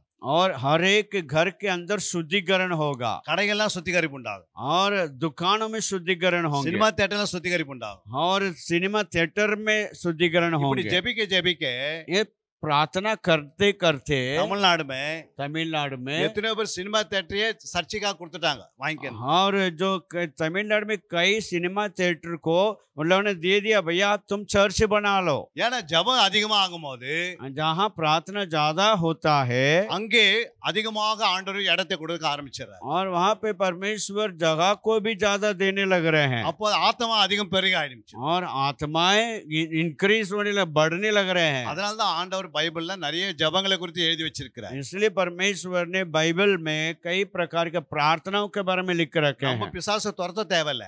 हमें दुष्ट आत्मा को निकालने की कोई जरूरत नहीं है। அது தானாவே அது என்ன பண்ணும், அக்னி போய் சுட்டெரிக்கும் போது தானா வெளியே ஓட ஆரம்பிச்சிடும். और अग्नि जाके भस्म करने लगेंगे वो अपने आप में जगह छोड़ के निकल நம்ம जाएगा। எவ்வளவு ஜெபிக்கிறோமோ आप जितना प्रार्थना करेंगे அத்தனை கிலோமீட்டர் வரைக்கும் அதுனா 10-15 கிலோமீட்டர் போய் ரவுண்ட்ல அப்படியே நிக்கும். और 10-12 किलोमीटर को दूर पे जाकर के खड़े हो जाएंगे वो। அப்படியே அந்த அக்னி என்ன பண்ணும், நிரப்பி அந்த தேசத்தை ரட்சிப்புல நடத்தும். और इस प्रकार आपके प्रार्थना रूपी आग फैलते फैलते पूरा देश को शुद्धिकरण करेंगे அப்ப ஆத்மா தானாவே ரட்சிக்கப்படுகிறது. और आत्माएं अपने आप में उद्धार पाएंगे। அதுதான் ஜாமக்கார ஜெபம். यही पहराओं का प्रार्थना। நல்லா நம்முடைய ஆவி ஆத்மா சத்தை சுத்திகரித்துக் கொள்ள வேண்டும். हम अपना शरीर प्राण आत्मा को शुद्धिकरण करना ஏன் चाहिए। நம்ம சுத்திகரிக்கணும்னா क्यों हमें शुद्धिकरण करना நமக்கு चाहिए? சோறு வராது. हमें थकान नहीं आएंगे। நாம சுத்திகரிக்கலாம் உடனே நமக்கு சோறு வந்துடும். अगर हम शुद्धिकरण नहीं करेंगे तो हम थकित हो जाएंगे। எப்படி நீங்க குளிக்காம ட்ரெஸ் போட்டீங்கன்னா எப்படி இருக்கும், அது மாதிரி இருக்கும். और हम जो बिना नहा के कपड़ा पहनेंगे कैसा रहेगा, वैसा ही அப்படியே बिना ஆளு- शुद्धिकरण का प्रार्थना भी ऐसा रहेगा। அப்படியே சர்ச்சில் வந்து உட்காந்து ஜெபம் நமக்கு பிடிக்காது. और ऐसा भवन में बैठ करके प्रार्थना करेंगे, प्रार्थना आपको अच्छा नहीं लगेगा। ஏன்னா அப்படியே வெளியே டக்குன்னு எப்போ முடியும்னு பார்ப்பீங்க. और आप सोचेंगे ये कब समाप्त करेंगे, मैं कब बाहर निकलूं। அதனால தான் நம்ம நல்லா சுத்திகரித்து ஆண்டோடைய பாதத்துல மணிக்கணக்கில் ஜெபம் பண்ணும் போது அடிக்கடிக்கு நம்ம சுத்திகரிச்சுக்கினே இருக்கணும். इसलिए बार बार हम अपने आप को शुद्धिकरण करना है, तब हमारा प्रार्थना प्रभावशाली ஏன்னா होगा। நமக்கு சோறு வரும். और जो थकान तो आएगा, ஏன்னா நமக்கு சரீரம் ஒன்று இருக்கிறது. तो इसीलिए ताकि हमारा शरीर ऐसा है। ஆனா ஆவில நாம் நிரம்ப நிரம்ப जब हम आत्मा में भरने लगते இந்த हैं சரீரத்திற்கு சோறு தானே எடுத்துரும். और आत्मा का भरपूरी शरीर का थकान को दूर करता है। அதனால தான் ஆவி உற்சாகம் உள்ளது, और इसलिए आत्मा प्रबल है, சரீரம் பலவீனம் உள்ளது என்ற. शरीर निर्बल है। அப்ப நீங்க சரீரத்தை பார்க்க கூடாது, ஆவில நிரம்பினே இருக்கணும். आप शरीर का थकान को नहीं देखना है, बल्कि आत्मा में भरते रहना चाहिए। உங்களுக்குள்ள ஆவியனுடைய அபிஷேகம் அப்படியே வளர்ந்துக்கினே இருக்கும். और आपके अंदर आत्मा का जो अभिषेक बढ़ते रहेंगे। எத்தனை பேருக்கு புரியுது நீங்க சொல்றது? मैं हम जो बोल रहे कितना समझ में आ रहा है? ஒரு கரங்களை தட்டி தேவ நாமத்தை மேம்படுத்தலாம். ताली बजा के प्रभु की महिमा करें। அடுத்ததாக நாம் பார்க்கிறோம், ஜாமக்காரன் उसके बाद हम देख रहे हैं पहरवे எப்பொழுதுமே பகிர்ந்து கொள்கிறவன். हमेशा बांटने वाला है। அல்லேலூயா. मैं ஜனத்துக்காக எப்போ பகிர்ந்து ஜெபிக்கிறவன். और बांट बांट के मतलब एक एक के लिए, दूसरों के लिए बांट बांट के प्रार्थना करता है। எல்லாருக்கும் ஜெபம் பண்ணுவான் ஜாமக்காரன். सबके लिए प्रार्थना करेगा। அல்லேலூயா. हालेलुया। அதான் சொல்லப்பட்டிருக்கிறது. ஒரு வசனம் மட்டும் வாசிக்கலாம். எரேமியா 14:11. यिर्मयाह 14वां अध्याय 11 वचन। फिर यहोवा ने मुझसे कहा, इस प्रजा की भलाई के लिए प्रार्थना मत कर। அல்லேலூயா. हालेलुया। இங்க சொல்றாரு, கர்த்தர் என்னை நோக்கி நீ இந்த ஜனத்துக்கு நன்மை உண்டாக விண்ணப்பம் பண்ண வேண்டாம். यहाँ पे प्रभु उसको देख के बोले इस लोगों के भलाई के लिए प्रार्थना मत कर। அல்லேலூயா. ஆனா ஜெபிக்கிறவர்கள் ஜாமக்காரர்கள் எப்ப என்ன செய்வாங்கன்னா, ஆண்டவர் ஒரு பக்கம் சொன்னாலும் அவன் பரிந்து பேசிக்கொண்டே இருப்பான். और पहरेदार क्या करेंगे? प्रभु ने बोल दिया इन लोगों का भलाई के लिए प्रार्थना मत कर, திரைப்பின் வாயிலே लेकिन उन लोग நிற்பான். क्या करेंगे? प्रार्थना करते रहेंगे। திறப்பின் வாயில் நின்று அவன் ஜபித்து கொண்டே இருப்பான். और नाके पे खड़े होके प्रार्थना करते எப்படி रहेंगे। யாத்திரா 32ஆம் அதிகாரம் 10-11 வாசிக்கிறோம். निर्गमन 32 अध्याय और 10 और 11 वचन में देखते हैं, अब मुझे मत रोक, मेरा कोप उन पर पटक उठा है, जिससे मैं उन्हें भस्म करूं, परंतु तुझी से एक बड़ी जाति उपजाएगी। ஆகையால் என் கோபம் இவர்கள் மேல் மூலம், நான் இவர்களை அழித்து போடவும் நீ என்னை விட்டுவிடு. मेरा गुस्सा उन पर भड़क उठा है, तू मुझे मत रोको। அல்லேலூயா. உன்னை பெரிய ஜாதி ஆக்குவேன் என்றார். मैं तुझे बड़ा जाति बना दूंगा। அப்போ ஆண்டவர் சொல்றாரு மோசேக்கு, मूसा से प्रभु कहते हैं, நான் உன்னை பெரிய ஜாதி ஆக்கிடுவேன். मैं तुझे बड़ा जाति बना दूंगा। ஆனா அங்கே மோசே கிட்ட ஆண்டவர் சொல்றாரு, நான் அந்த ஜனங்களை அழித்து போட போறேன். मूसा से प्रभु ने कहा, मैं इन लोगों को नाश करने पर हूँ, நீ இவங்களை குறித்து கவலைப்படாதே, इन लोगों के प्रति कोई परवाह न कर। நான் உங்களை அழிச்சிட்டு हम उसको नाश करके நான் உன்னை பெரிய ஜாதி ஆக்கிறேன்றாரு. मैं तुझे बड़ा जाति बनाऊंगा करके प्रभु बोल रहे हैं। இவங்களுக்காக நீ ஜெபம் பண்ணாதே, இவங்களுக்காக எதுவும் செய்த, நான் அழித்து போட போறேன்றாரு. और मैं इनके लिए तू कुछ मत कर, प्रार्थना नहीं करना, मध्यस्थ नहीं करना, लेकिन मैं इनको खत्म करने के लिए ठान लिया हूं। அல்லேலூயா. ஆனா மோசே 11ஆம் வசனம் வாசிக்கிறோம். और 11 वचन में हम जो देखते हैं, மோசே தன் தேவனாகிய கர்த்தரை நோக்கி, கர்த்தாவே, தேவரீர் மகா பலத்தினாலும் வல்லமையுள்ள கையினாலும் எகிப்து தேசத்திலிருந்து புறப்பட பண்ணின உம்முடைய ஜனங்களுக்கு விரோதமாக உம்முடைய கோபம் பற்றி எரிவதென்ன? तब मूसा अपने परमेश्वर यहोवा को ये कह के मनाने लगा, हे यहोवा, तेरा कोप अपनी प्रजा पर क्यों पटका है, जिसे இப்போ तू மோசே சொல்றாரு ஆண்டவரை பார்த்து, अब मूसा प्रभु को देख के बोल रहा है, உம்முடைய ஜனங்களுக்கு விரோதமாக आप अपने प्रजा के विरोध में நீங்க கோபம் ஏன் படுறீங்க அப்படின்றாரு. आप क्यों गुस्सा कर रहे हो? அப்படின்னு மோசே ஆண்டவரை நோக்கி ஜெபம் பண்றாரு. और मूसा परमेश्वर के सामने प्रार्थना कर रहा है, உனக்கு கோபம் ஏன் பற்றி எரிகிறது? आपका गुस्सा क्यों भटका भैया? அப்படி யாரா பேச முடியுமா? क्या ऐसा हम बात कर सकते हैं? உன்னதமான தேவன், सर्वशक्तिमान परमेश्वर, பரிசுத்தமுள்ள தேவன், पवित्र परमेश्वर से புரியுங்களா? ஏன் அவன் ஆண்டவருக்கு முன்பாக திறப்பின் வாயில நின்று 40 இரவு 40 பகல் நின்று பேசுறான். तो परमेश्वर नाके पे 40 दिन और 40 रात मूसा परमेश्वर से बातें कर रहा। ஏன்னா மோசேக்கும் ஆண்டவருக்கும் ஒரு சிநேகம் உண்டாயிடுச்சு. और मूसा और परमेश्वर दोनों का प्यार हो गया। அதிகமாக சிநேகித்தான் மோசே ஆண்டவரை. और मूसा परमेश्वर बहुत प्यार किया। அதிகமாக உண்மையுள்ளவனா இருந்தான் வீட்டுல. और मूसा अपने घर में विश्वास योग्य था, சாந்த குணமுள்ளவனா இருந்தான். बिल्कुल और नम्र व्यक्ति था। கரெக்டா டைமோட ஆயத்தமாகி சீனாமலைக்கு போயிடுவான்.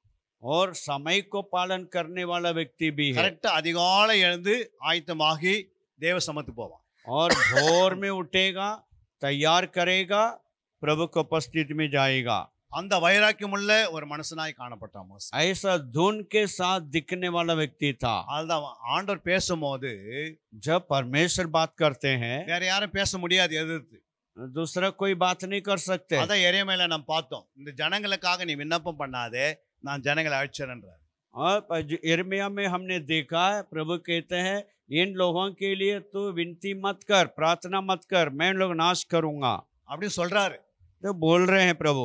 எப்படி அந்த எரேமியா காலகட்டத்தில் எப்படி இவர்கள் விக்கிர ஆராதனையை வணங்கினார்களோ, यिर्मयाह के समय में इन लोग कैसा मूर्ति पूजा करते थे, அது எப்படி ஒளித்து வைத்தார்களோ, और जैसा उन लोगों ने मूर्तियों को छुपा के रखा था, அதெல்லாம் எரேமியாக்கு ஆண்டவர் காட்டினார்.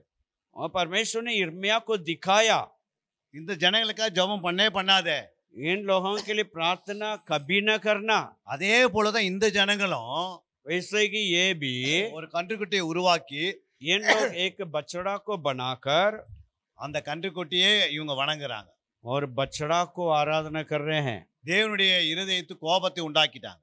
इन लोग परमेश्वर को रिस दिला दिए हैं। ஆனால் மோசே பிதாவுடைய இருதயத்தை அறிந்து வைத்தவன். और मूसा परमेश्वर का मनसा को जानता था। தேவனுடைய இருதயத்தை ஒருவன் அறிந்து விட்டால் अगर एक व्यक्ति परमेश्वर का मनसा को जानता है तो ஜபங்கள் வித்தியாசமா மாறிவிடும். उसकी प्रार्थना है जो बदल जाएगा।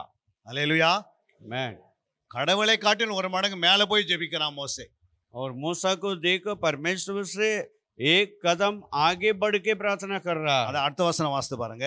और नीचे पढ़ के देखो, மலைகளில் அவர்களை கொன்று போடவும் பூமியின் மேல் இராதபடிக்கு அவர்களை நிர்மூலமாக்கவும் அவர்களுக்கு தீங்கு செய்யும் பொருட்டே அவர்களை புறப்பட பண்ணினார் என்று எகிப்தியர் சொல்லுவானேன்.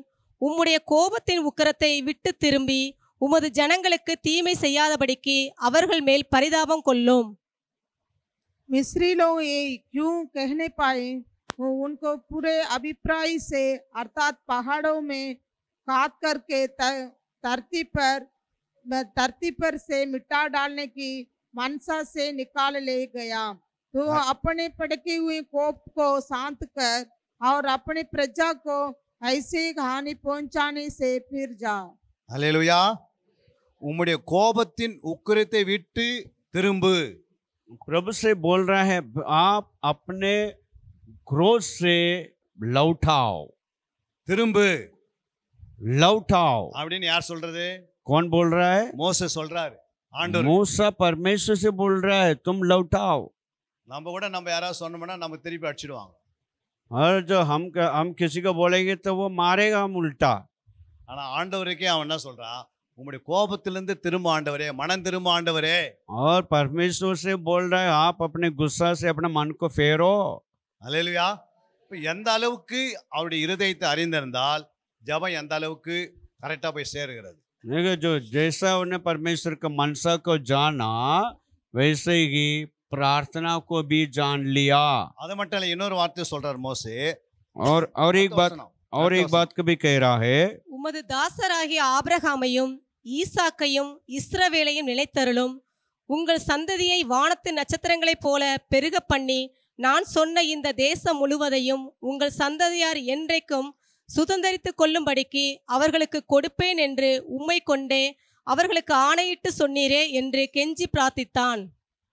अपने दास अब्राहम, इसहाक और याकूब का स्मरण कर जिससे तूने अपनी ही शपथ खाकर ये कहा था मैं तुम्हारे वंश को आकाश के तारों के तुल्य बहुत करूंगा और ये सारा देश उसकी मैंने चर्चा की है तुम्हारा वंश को दूंगा कि वे उसके अधिकारी सदैव बने रहें। அல்லேலூயா.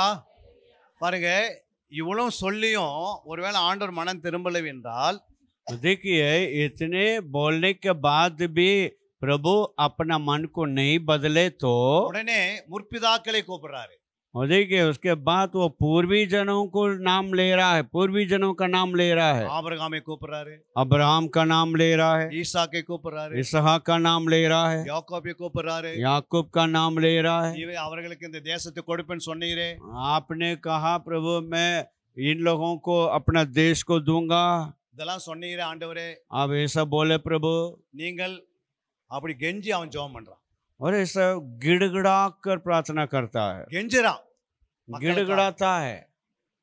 கடைசியாக சொல்றான். आखिरी में ये बोल रहा है, அடுத்த வசனத்தை நீ அப்படி போகும்போது அப்படி வசனம் வாசிக்க தேவையில்ல. और पढ़ने की जरूरत नहीं है। கடைசியாக என்ன சொல்கிறான் என்றால், और आखिरी में क्या बोल रहा है, என் பேரே ஜீவ புஸ்தகத்தில் கிறுக்கி போடும். मेरा नाम को जीवन की किताब में से मिटा डालो। நான் நரகத்துக்கு போறேன், मैं नरक भी चले जाऊंगा, ஆனா என் சபையை கொண்டு போய் பர்வதத்தில் வச்சிருங்க. लेकिन मेरा मंडली को स्वर्ग ले जाओ। அல்லேலூயா.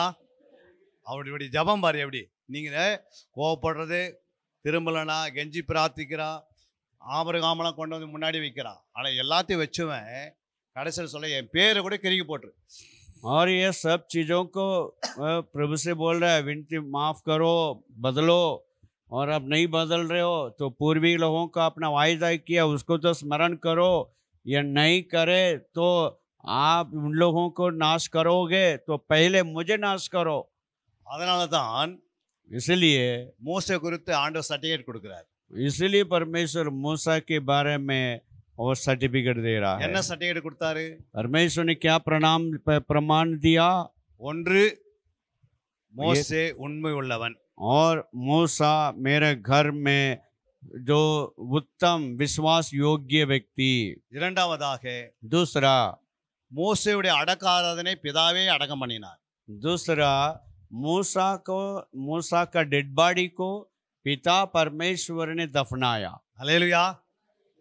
மறுபடியும் அவரை 4000 வருஷத்துக்கு பிறகு அல்லேலூயா மறுரூபை மலையிலே கொண்டு வந்து நிறுத்துறார். और उसके बाद 4,000 साल के बाद यीशु मसीह जो पहाड़ में जो जहाँ पे रूपांतरित हुए उस पहाड़ में मूसा को 40,000 साल के बाद 4,000 साल के बाद प्रभु उसको लेकर आए। அல்லேலூயா. மறுபடியும் கொண்டு வந்து மறுரூப மலையை நிற்க வைக்கிறார். और वापस ले आकर के उस पहाड़ पर खड़ा किया। சொல்லுங்க, எவ்வளவு ஆண்டவர் மோசே மேலே அக்கறை வைத்திருந்தார். देखो मूसा को ऊपर परमेश्वर ने कितना ध्यान दिया। இயேசுவும் 40 பகல் 40 ஜெபம் பண்ணார். और यीशु मसीह 40 दिन और रात प्रार्थना किए। மோசேவும் 40 இரவு 40 பகல் ஜெபம் பண்ணினார். और मूसा भी 40 रात और दिन प्रार्थना किया। எலியாவும் 40 பகல் ஜெபம் பண்ணினார். और एलिया भी 40 दिन प्रार्थना किया। 40 நாள் ஜெபித்தவர்கள் பைபிள்ல இந்த 3 பேர் தான். और जो 40 दिन प्रार्थना किया हुआ व्यक्ति बाइबल में इन 3 ही लोग ही है। அதனால தான் இயேசுக்கு ஜெபிக்கிறவர்கள் மிக ஆசை. और इसलिए यीशु मसीह प्रार्थना करना पसंद करता है। அல்லேலூயா. அவர்களை பக்கத்திலே வைத்துக்கொள்ள அவர் ஆசைப்படுகிறார். और प्रार्थना करने वाले लोगों को भी अपने पास रखने के लिए वो चाहता है। கிட்டத்தட்ட ஒரு 3000 வருஷத்துக்கு முன்னாடி எலியா எடுத்துக்கொள்ளப்பட்டான். और लगभग 3,000 साल के पहले एलिया उठा लिया गया। அவனும் வந்து மறுரூபமலையில் நிற்கிறான். देखो वो भी जो उस पहाड़ पे मूसा के साथ खड़ा है। இயேசுவும் நிற்கிறாரு, यीशु भी खड़े हैं, மோசேவும் நிற்கிறார். मूसा भी खड़ा है। எதுக்காக நிற்கிறாங்க இவங்க 3 பேரும்? ये क्यों यहाँ पे पहाड़ पे तीनों खड़े हैं? அதை சொல்லி நான் முடிக்க போறோம். और जो बोल के समाप्त करेंगे। சொல்லுங்க பார்க்கலாம். क्यों खड़े हैं तीनों? 17:3 வாசிங்க. மத்தேயு मत्ती रचित सुसमाचार 17 अध्याय 3 वचन को 3 वचन को पढ़ेंगे। அப்பொழுது மோசேயும் எலியாவும் அவரோடே பேசுகிறவர்களாக அவர்களுக்கு காணப்பட்டார்கள். और मूसा और एलिया उसके साथ बातें करते हुए उन्हें दिखाई दिए।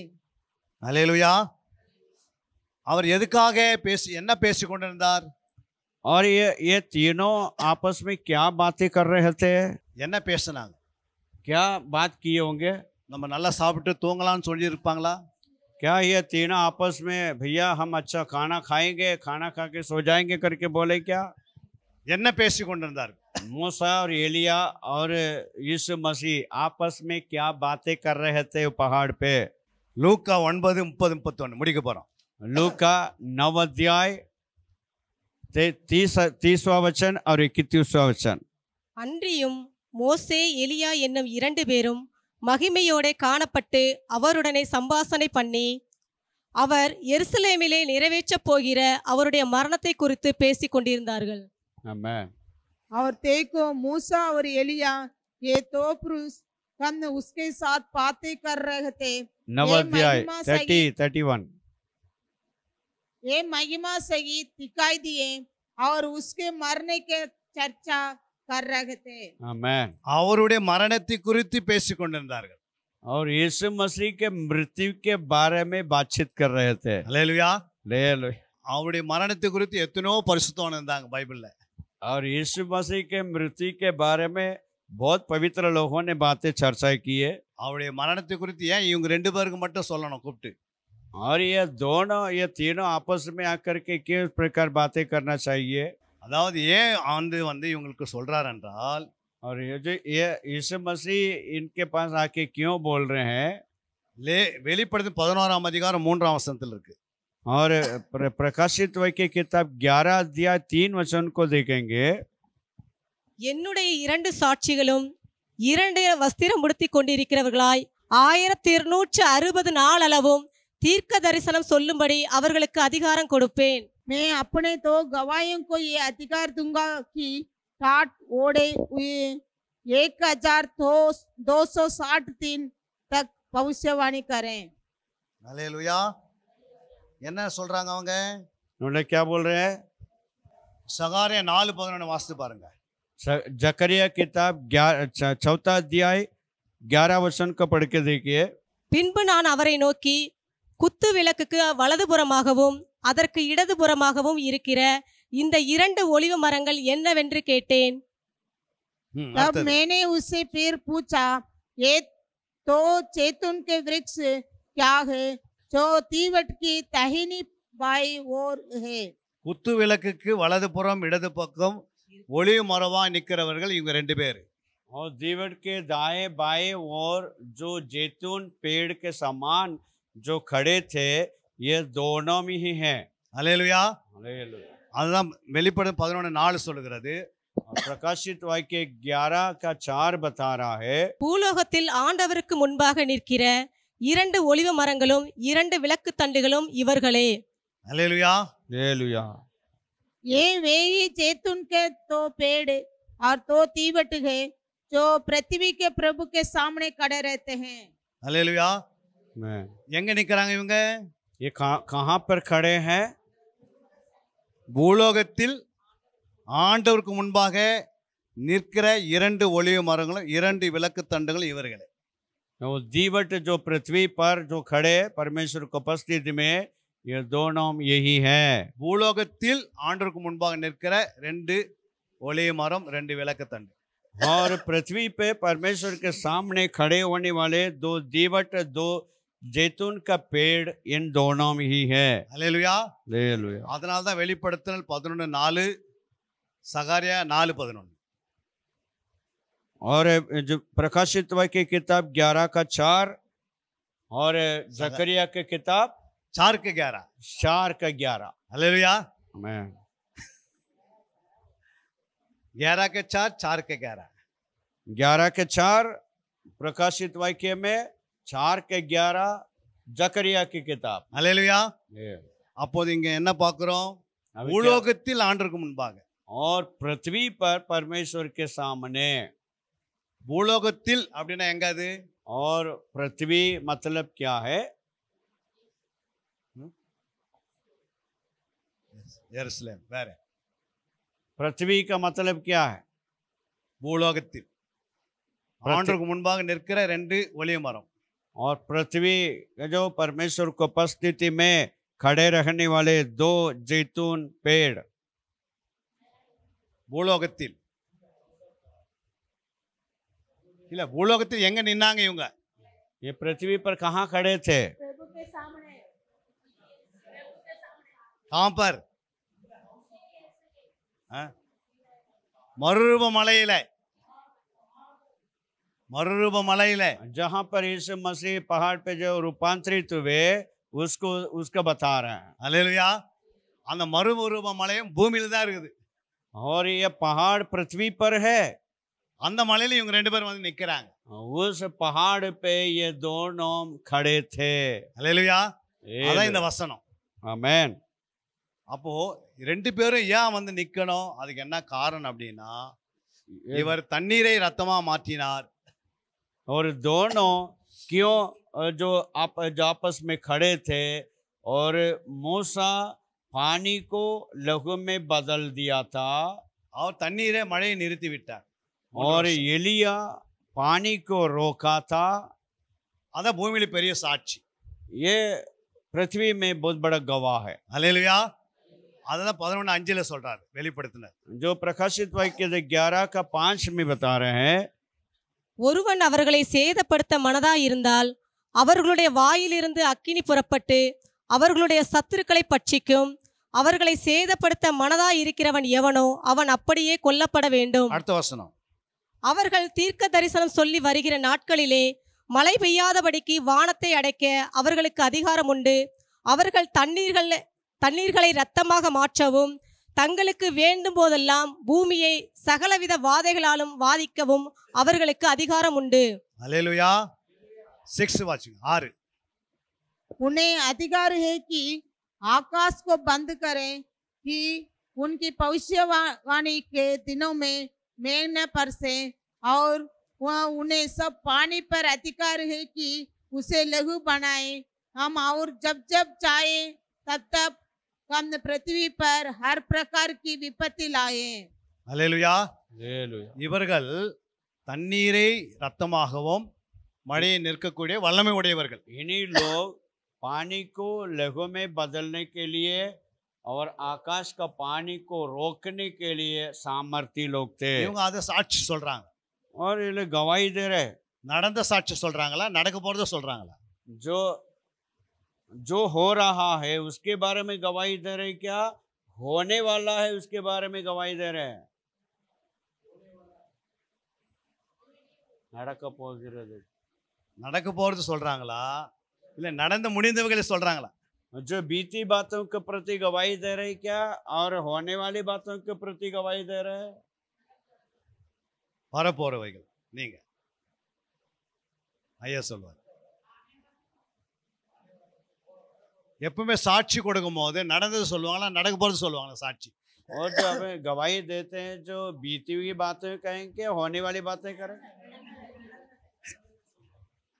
இப்ப புரிஞ்சுதா? अभी समझ में आ रहा है? நடந்தவைகளை அவங்க சொல்றாங்க. और जो बीती बातों को जो हुआ था उसको इन लोग गवाही के रूप में बता रहे ஏன்னா हैं। எப்பவுமே இஸ்ரவேலர்களுக்கு इस्राएल लोग இப்படி தண்ணீரை ரத்தமா மாற்றி சொன்னா அது மோசே தான் எல்லாருக்கும் தெரியும். और जो पानी को ரத்தமா மாற்றி पानी के लहू में बदला, कौन बदला करे पूछे, मूसा को बताएंगे। அப்போ மோசேக்கு தான் இவங்க எல்லாம் சீசரா இருக்கிறாங்க. और ये मूसा के लिए चेला बन के चलते थे। அல்லேலூயா. ஆனா மோசே சொன்னாதான் அவங்க ஏத்துப்பாங்க. இயேசு சொன்னா ஏத்துக்க மாட்டாங்க. அவ்வளவு சீக்கிரம். और मूसा बोलेंगे तो स्वीकार करेगा, यीशु बोलेंगे तो स्वीकार नहीं करेंगे। அதனால தான் மோசே கொண்டு வந்து நிறுத்துறாரு மறு மலையில. इसलिए तो यहाँ पे मूसा को परमेश्वर उस पहाड़ पे खड़ा कर रहा है। அதனால தான் மோசே சரீரத்தை பிசாசு எடுத்துக்கொள்ளாதபடிக்கு அங்க ஒரு ஃபைட்டிங் நடக்குது.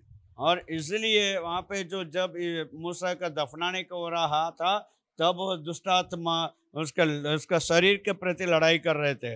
நம்முடைய ஆண்டு செத்து போனவங்களே அடக்கம் பண்ண மாட்டாரு. हमारा परमेश्वर मरे हुए लोगों को दफनाता नहीं है। அது மனசு இருக்கிறாங்க நிறைய பேர். और मरा व्यक्ति को दफनाने के लिए मनुष्य लोग बहुत है। ஆனா நம்முடைய ஆண்டவர் அவர் அடக்கம் பண்றாருன்னா அவர் உடனே உயிரோடு எழுப்புகிறவர். और हमारा परमेश्वर किसी को दफना रहा है तो उसको जिंदा करने वाला प्रभु है। அல்லேலூயா. அதனால தான் மோசேயுடைய கல்லறை இந்நாள் வரைக்கும் எங்கேயுமே கிடையாது. अरे इसलिए तो मूसा का कब्र कहाँ है कर किसी को ही पता नहीं है। அல்லேலூயா. அது हालेलुया। ஆண்டவருக்கு மட்டும் தான் தெரியும். और सिर्फ प्रभु जानता அது है, ரகசியம். वो एक गुप्त बात है। வேதத்துல ரகசியத்தை யாருக்கு வெளிப்படுத்துவார்? और परमेश्वर जो गुप्त बातों किसको प्रकट करता है? 3 பேருக்கு தான் வெளிப்படுத்துவார். 3 लोगों को प्रकट करते हैं। அது மாதிரி நம்ம வாழ்ந்தோம்னா நமக்கு ரகசியத்தை வெளிப்படுத்துவார் ஆவியானவர். वैसे हम जिएंगे तो गुप्त बातों को प्रकट करेगा। அதனால தான் மோசே குறித்து ஆண்டு பேசுறார். और इसलिए मूसा के बारे में प्रभु बात कर रहे हैं। மகா உபத்திர காலகட்டத்துல நீங்க வேணுமா எனக்கு? और महाउपत्र समय में आपको होना है, நீங்க எனக்கு தேவைப்படுது. तू हमारे लिए जरूरत है, நீ சாட்சி கொடுக்கணும். तू गवाही देना है, யூதர்களாம் மனம் திரும்புவாங்க. तभी यहूदी लोग मन फिराएंगे। அதனால நீங்க உங்களை மறுபடியும் கொண்டு வருவேன். और मैं आप लोगों को वापस लेकर आऊंगा। என் மரணத்துல எனக்கு எப்படி நடந்ததோ मेरा मृत्यु में जो जो हुआ था அப்படியே உங்களுக்கு நடக்கும். वैसे ही आपके मृत्यु में भी होगा। அதை குறித்து அவர் பேசுறாரு. और उसके बारे में बातचीत कर रहे எத்தனை हैं। பேர் புரியுது? सबकी कितने लोग समझ में आ रहा है? அதனால தான் எலியாவும் इसलिए एलिया மழையை நிறுத்தினார்.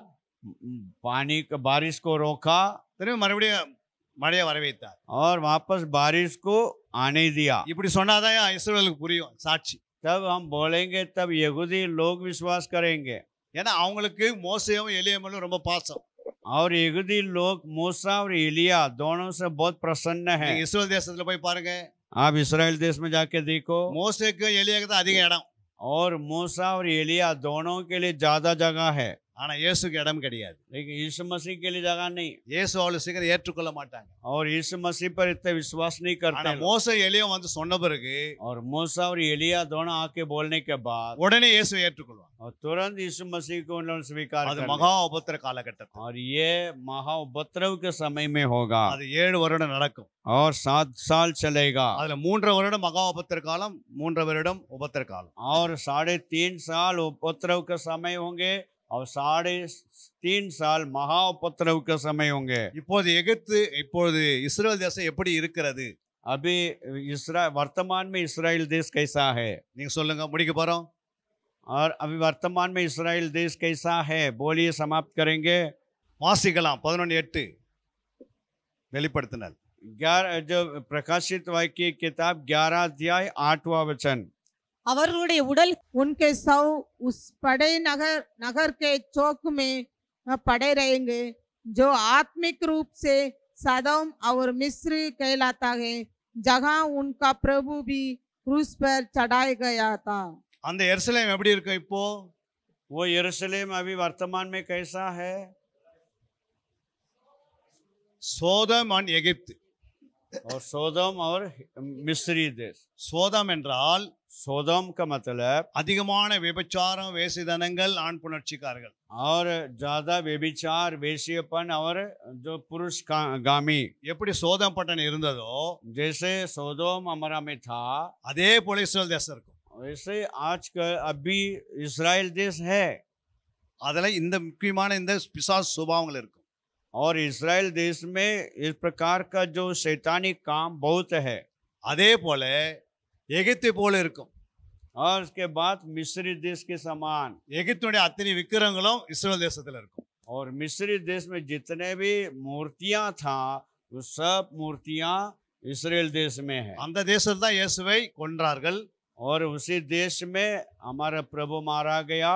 அதே போலதான் அங்கே மோசே எலியாவும் கொல்லுவார்கள். और उसी जगह में मूसा और एलिया दोनों को मार डालेंगे। அல்லேலூயா. இயேசுவை மரித்து 3ஆம் நாள் உயிர்த்து ஏத்தது போல और जैसा यीशु मसीह मर के तीसरे दिन जी भी उठा, இவர்களும் 3ஆவது நாளே உயிர்த்தெழுந்துருவாங்க. और इन्हीं लोग भी तीसरे दिन में जी उठेंगे। அல்லேலூயா. हालेलुया। கரங்களை தட்டி தேவ நாமத்துக்கு ताली बजा के प्रभु की महिमा करेंगे। எத்தனை பேருக்கு புரிஞ்சது? कितना समझ में आया? ஜாமக்காரன் என்றால் மோசே போல, எலியை போல, இயேசு போல நாம் வாழ்ந்து காட்ட வேண்டும். और पहरवे जो है मूसा के समान, एलिया के समान, यीशु मसीह के समान जीना चाहिए। அல்லேலூயா. கர்த்தர் ஒருத்தரை செலக்ட் பண்றான்னா ஜெபத்தை வச்சு தான் செலக்ட் பண்ணுவார். परमेश्वर किसी को नियुक्त करता है तो प्रार्थना को देख के नियुक्त करता है। அதனால தான் கூட வைக்க ஆசைப்படுகிறார். इसलिए परमेश्वर प्रार्थना करने वाले लोगों को अपने साथ में रखना प्रसन्न रहता है। கரங்களை தட்டி தேவ நாமத்துக்கு ताली बजा के प्रभु की महिमा करें। இப்போது சாட்சி நேரம். बहुत अच्छी बातों को परमेश्वर के दास ने अपने बताया। जैसे कि पहले पहरेदारों के लिए बताया कि पहरेदारों को परमेश्वर क्यों चुनता है, परमेश्वर उनसे क्या चाहता है। जिस प्रकार दानियल 9:23 ने बताया कि उन्हें जो वो गिड़गिड़ा रहा था तो परमेश्वर ने उसको आज्ञा निकाली और आज्ञा दी और अपने वचनों को और जो बातों को उसको दिया। तो इसलिए पहरेदारों को परमेश्वर इसलिए पसंद करता है कि वो उसके साथ समय बिताते हैं और वो प्रार्थना करते हैं। परमेश्वर अपनी गुप्त बातों को उन पहरेदारों को बताता है। उसके बाद भजन संहिता के वचन से उन्हें बताया कि जो बिना दोष के प्रार्थना करते हैं वो दोषी ठहराए जाते हैं, उनकी प्रार्थनाएं कबूल नहीं करी, वो मानी नहीं जाती, क्योंकि वो अपने आप को दोष को मान के प्रार्थना नहीं करते। फिर उन्होंने बताया कि पहले हमें दोष को मिटाकर प्रार्थना करना है। उन्होंने वचनों को बताया, दोष के लिए वचन बताए और 2-3 प्रकार के अलग अलग वचनों को कि अपने आप को धोकर हमें प्रार्थना करना है। फिर हमें बताया कि हमें किस प्रकार प्रार्थना करना है। पहले शुद्धिकरण करना है, फिर आराधना करनी है, फिर प्रार्थना करनी है, फिर प्रचार करना है। इस तरह से हमें अपने वचन की जो शुद्धिकरण की जो प्रोग्रेस है उसको पूरा करना है, तो हमारी जो प्रार्थना है वो कार्यशील होती है। फिर हमें बताया कि मूसा क्यों इतना प्रिय था। जिस प्रकार मूसा परमेश्वर की बातों को जान रहा था, जब परमेश्वर ने कहा कि अब मैं इन्हें भस्म करने पर हूँ, तो मूसा अपनी बातों को और आगे की सोच कर उनसे विनती करने लगा कि नहीं परमेश्वर ऐसा मत करो। और वो फिर भी उसने देखा कि अब परमेश्वर नहीं मान रहे, तो उन्होंने वाचा को याद दिलाया कि जैसे आपने इसहाक, अब्राहम और इनसे वाचा बांधी थी कि मैं छुड़ाऊंगा, इसके बाद वो कहता है कि एक मेरा नाम जीवन की पुस्तक में से हटा दो। वो अपने आप को दूसरी चीज़ों पे नरक में डालने के लिए खुद को तैयार कर रहा है इन लोगों को बचाने के लिए कि आप मेरा नाम जीवन की पुस्तक में से हटा लो। इस प्रकार वो परमेश्वर को उन बातों के लिए मना रहा है और इसलिए प्रिय बातों को उन्होंने बताया कि जो मूसा, एलिया और यीशु जो 40 दिन जो दिन प्रार्थना करने वाले 3 लोग थे, फिर इसके बारे में बताया कि वे क्यों इतने खास थे और प्रकाशित वाक्य की पुस्तक से बताया कि इनका अधिकार था जिस प्रकार मूसा और एलिया को पृथ्वी का जो आकाश का और पानी का अधिकार था, जिस प्रकार मूसा ने नदी को 2 भाग करा, एलिया ने पानी को रोका, इस प्रकार इनको अधिकार था। और इस वो प्रकाशित वाक्य से भी बताया कि इनको अधिकार है, गवाही भी है उस वचन में और उनके पास अधिकार भी है, ऐसे करके बताया। तो मैं इन बातों को लेकर बहुत खुश हूँ कि ये बातों को मैंने सीखा, उसके लिए मैं पास्टर जी का धन्यवाद करता हूँ और आदरणीय हमारे आत्मिक पिताओं का और माताओं का भी धन्यवाद करती हूँ। आज मैंने सीखा है कि हम प्रार्थना तो करते हैं पर हम अपने लिए बाड़ा नहीं बांध पाते, जिससे हमारी प्रार्थनाएं कुछ रास्ते में रुक जाती हैं। जैसे कि वचन में लिखा है कि परमेश्वर की निगाह मनुष्य पे इसलिए फिरती रहती है कि वह उसके प्रति उसका हृदय निष्कपट है कि नहीं, कि वो उसकी प्रार्थना सुन के उनके प्रति कार्य कर सके। तो ये वचन के अनुसार मैंने समझा है कि पहले हम अपने हृदय को शुद्ध करें, पवित्र करें, अपने आप को, अपने मन, बुद्धि, विवेक को पवित्र करके और हम भी प्रार्थना में बैठे तो वो परमेश्वर हमारी सुनी जाएगी। हमारे आदरणीय पिताजी ने जो बोला है वो सही बात है कि हम अपने आप को बाड़ा बांधते हुए प्रार्थना में लगे रहें और प्रार्थना करते हुए हम दूसरों के लिए कैसे प्रार्थना करना है वो हम समझे कि हम दूसरों के लिए मतलब उसको छोड़े नहीं। प्रार्थना करते हैं हम पर कोई व्यक्ति नहीं सुनता है पर हम उसको छोड़ देते कि अरे यार ये तो सुन ही नहीं रहा है, उनको हम छोड़ दें। तो छोड़े नहीं पर उसके लिए प्रार्थना करें। जैसे मूसा ने प्रभु गुस्सा हो गए थे मूसा कि इनके लिए प्रार्थना मत कर, प्रभु गुस्सा हो गए थे पर फिर भी मूसा ने उनके लिए बोला कि प्रभु तू क्यों इनसे नाराज है, क्यों गुस्सा है, पर मैं अगर तेरे को नाश करना है तो सबसे पहले तू मुझे नाश कर, क्योंकि सबसे पहले परमेश्वर हमारा ही न्याय करेगा क्योंकि हम लोगों के लिए विनती प्रार्थना करने वाले लोग हैं। और जैसे कि सुबह की जो प्रार्थना थी उसमें आत्मा के विषय में बताया था, उस आत्मा के विषय में मैंने भी कुछ जाना है कि आत्मा क्या है। दीदी मुझसे पूछ रही थी तुम आत्मा में होके गए थे और आत्मा में हुए थे, बोले आत्मा किस प्रकार की दिखी। मैंने आंखों से देखा, मैंने आत्मा तो लहू और पानी से आत्मा मतलब एक लिक्विड, मतलब पानी जैसा लिक्विड, एक कांच जैसा आर पार दिखने वाला लिक्विड पूरा सेम बना हुआ मैंने आते हुए देखा है और जाते हुए भी महसूस करा है मैंने। तो प्रभु का धन्यवाद करती हूँ। जैसे वचन में लिखा है, वचन का पहला यूहन्ना 5:6 और 7, यह कि वह जो पानी और लहू के द्वारा आया था अर्थात यीशु मसीह, वह न केवल पानी के द्वारा वरन अपनी पानी और लहू दोनों के द्वारा आया था, और जो गवाही देता है वह आत्मा है क्योंकि आत्मा सत्य है। प्रभु का धन्यवाद करती हूँ। ஜாமக்கார ஜபம் பற்றி எனக்கு இது வரைக்கும் தெரியாது. ஆனால் இப்போது ஜாமக்கார ஜபத்தில் வந்து 4 பகுதி இருக்குதுன்னு சொன்னாங்க. அதே மாதிரி விடாப்புடியாக ஜபம் பண்ணணுன்றதை கற்றுக்கிட்டேன். ஜாமக்கார ஜபத்தில் வந்து நமக்கு அதுக்கு ஆன்சர் கிடைக்கலனாலும் நம்ம விடாப்புடியாக இருந்து மோசே மாதிரி ஜபம் பண்ணணும். அதுக்கப்புறம் வந்து இப்போது மோசேவும் எலியாவும் நிறைய நாள் நான் சிந்திச்சிருக்கேன். அந்த பழைய புதிய அதில் வெளிப்படுத்தின விஷயத்தில் ஏன் இவங்க 2 பேரை மட்டும் சாட்சியாக, அந்த கடைசியிலே வர சாட்சி இவங்க 2 பேர் மட்டும் ஏன் இருக்காங்கன்னு யோசிச்சிருக்கேன். இப்போ தான் தெரிஞ்சுக்கிட்டேன். அதாவது அந்த மோசையை ஏற்படுத்தின அந்த நியாயப்பிரமாணம், பழைய பிரமாணமும் புது நியாயப்பிரமாணம் வந்து இயேசு கிறிஸ்து ஏற்படுத்தி கொடுத்தாரு. பழைய நியாயப்பிரமாணத்தில் வந்து தேவன் மோசேக்கு கொடுத்த அந்த பழைய நியாயப்பிரமாணத்தின் படி சொன்னாதான் அந்த இஸ்ரவேல் ஜனங்க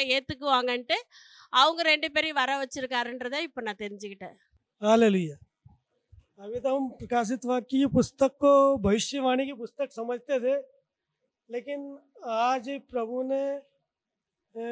प्रभु के दास के द्वारा इसमें गवाही है और वो सही है। एलिया की, मूसा की, इन सब की गवाही इसमें दे रखा है। आज इसका प्रकाशन परमेश्वर ने प्रभु के दास के द्वारा हमें दिया। परमेश्वर का धन्यवाद हो। आज की इस संध्या प्रार्थना सभा, रात्रि प्रार्थना सभा में परमेश्वर के दास के द्वारा हमने कुछ बातों को सीखा है कि पहली बात है, परमेश्वर प्रार्थना करने वाले लोगों को ज़्यादा पसंद करता है। और दूसरी बात है, जब हम प्रार्थना करें तो सबसे पहले अपने आप को हम शुद्ध करें, हम पवित्र करें, ताकि हम परमेश्वर की उपस्थिति में खड़े रह सके और परमेश्वर हमारी प्रार्थनाओं को स्वीकार करे। तीसरी बात, प्रार्थना करने वाले लोग जिस प्रकार मूसा और एलिया परमेश्वर के उपस्थिति में खड़े होकर प्रार्थना करते थे, अपने लोगों के लिए प्रार्थना करते थे, उनकी गलतियों को और उनको नाश होने के प्रति परमेश्वर के उपस्थिति में उनको बचाने के लिए उनसे प्रार्थना करते थे। तो नाश होने वाले लोगों के लिए प्रार्थना करने वाले लोगों को परमेश्वर पसंद करता है। जिस प्रकार एलिया और मूसा परमेश्वर की उपस्थिति में थे, वैसे ही परमेश्वर चाहता है कि आज भी हम मूसा और एलिया के समान परमेश्वर के लोगों के लिए हम दरार में खड़े होकर उनके लिए प्रार्थना करें, उनके नाश होने जो हो रहे हैं उनके लिए प्रार्थना करें, कोई हुई आत्माओं के लिए हम प्रार्थना करें, ताकि अधिक से अधिक लोग बचाए जाएं और परमेश्वर को उपस्थिति मन फिराकर परमेश्वर के राज्य में आने पाएँ, ताकि परमेश्वर का राज अति शीघ्र बढ़े। और परमेश्वर चाहता है कि कलीसिया में मूसा और एलिया के समान लोग खड़े होने पाए। जय मसीह की। परमेश्वर को धन्यवाद हो कि आज के वचन के लिए जो परमेश्वर के दास ने हमको सिखाया कि 4 पैरों के रूप में परमेश्वर ने हमको सिखाया कि हमको कैसे हमको 4 पैरों के हमें प्रार्थना करना है, किस तरह हमको प्रार्थना योद्धा के रूप में हमको खड़ा होना है, प्रार्थना करना है। और परमेश्वर के नाम की महिमा के लिए हमें और आगे बढ़ने के लिए प्रभु ने हमें सिखाया कि हम कैसे हम प्रार्थना करें। और परमेश्वर के वचन के द्वारा परमेश्वर ने हमने सिखाया, जैसे अल्लाह वचन परमेश्वर के दास के द्वारा हमको सिखाया कि हम कैसे परमेश्वर के राज्य के लिए हम आगे बढ़ना है वचन के द्वारा, और प्रार्थना के द्वारा हमें कैसे परमेश्वर के नाम को महिमा करना है और आत्माओं को हमको भी जीतना है। हमारे शहर के लिए, हमारे लोगों के लिए भी हमें प्रार्थना करना है कि हम प्रार्थना करके उनको जीत सकते हैं, क्योंकि पेरुदायक रूप में परमेश्वर ने हमको यहाँ रखा है। क्योंकि हम जब प्रार्थना नहीं करेंगे तो हमारे लोग नहीं बच सकते। तो इसलिए परमेश्वर का वचन के द्वारा परमेश्वर के दास ने हमको सिखाया, परमेश्वर की महिमा के लिए हमको सिखाया। यही परमेश्वर के नाम की महिमा है। सबको जय मसीह। அன்பிற்குரியவர்களே, சத்திய வேத ஆராய்ச்சி வித்தியாசாலை தரிசன ஊழியம் 1. வடமாநிலத்தில் 300 திருச்சபைகளை உருவாக்குதல். 2. மாதம் ஒருமுறை எழுப்புதல் உருவாக்கும் எழுப்புதல் கூட்டம். 3. ஊழியர்கள், சபை தலைவர்கள், சுவிசேஷர்களுக்கென கருத்தரங்கு, அதாவது சத்திய வேத ஆராய்ச்சி நேரம். 4. டிவி ஊழியம். 5. பத்திரிகை ஊழியம். 6. CD DVD ஊழியம். 7. பவர் கேம்ப் அக்னி அபிஷேக முகாம். 8. உபதேச ஆராய்ச்சி கருத்தரங்கு ஊழியம். 9. நலிந்த குழந்தைகள் இல்லம். 10. 24 மணி நேர ஜெப மையம். 11. சத்திய தேவ ஆராய்ச்சி கல்லூரி. 12. சிறுவர்கள் உருவாக்கும் ஊழியம். 13. மருத்துவ முகாம். 14. ஜெயில் ஊழியம். 15. கைப்பிரதி ஊழியம். 16. கிராம ஊழியம். 17. மிஷனரியை உருவாக்கும் ஊழியம். 18. நன்றி துதி ஆராதனை கூட்டங்கள். 19. சமூக நலப்பணிகள் ஊழியம். 20. இன்டர்நெட் மூலமாக ஆன்லைன் படிப்புகள். இது விரைவில் வரவிருக்கின்றது. 21. தேவனுடைய வருகைக்கு ஆயத்தப்படுத்துதல். இதனுடைய நோக்கங்கள்: 1 கோடி சீடர்கள் உருவாகுதல், 1 கோடி ஜாமக்காரர்கள் உருவாகுதல், 1 கோடி யுத்த வீரர்கள் உருவாகுதல், 1 கோடி ஊழியர்கள் உருவாகுதல். தரிசனத்தை அவன் கண்டபோது அவர்களுக்கு சுவிசேஷத்தை அறிவிக்கும்படி கர்த்தர் எங்களை அழைத்தார். புறப்பட்டு போக பிரயத்தனம் பண்ணி. அப்போஸ்தலர் நடபடிகள் 16:10.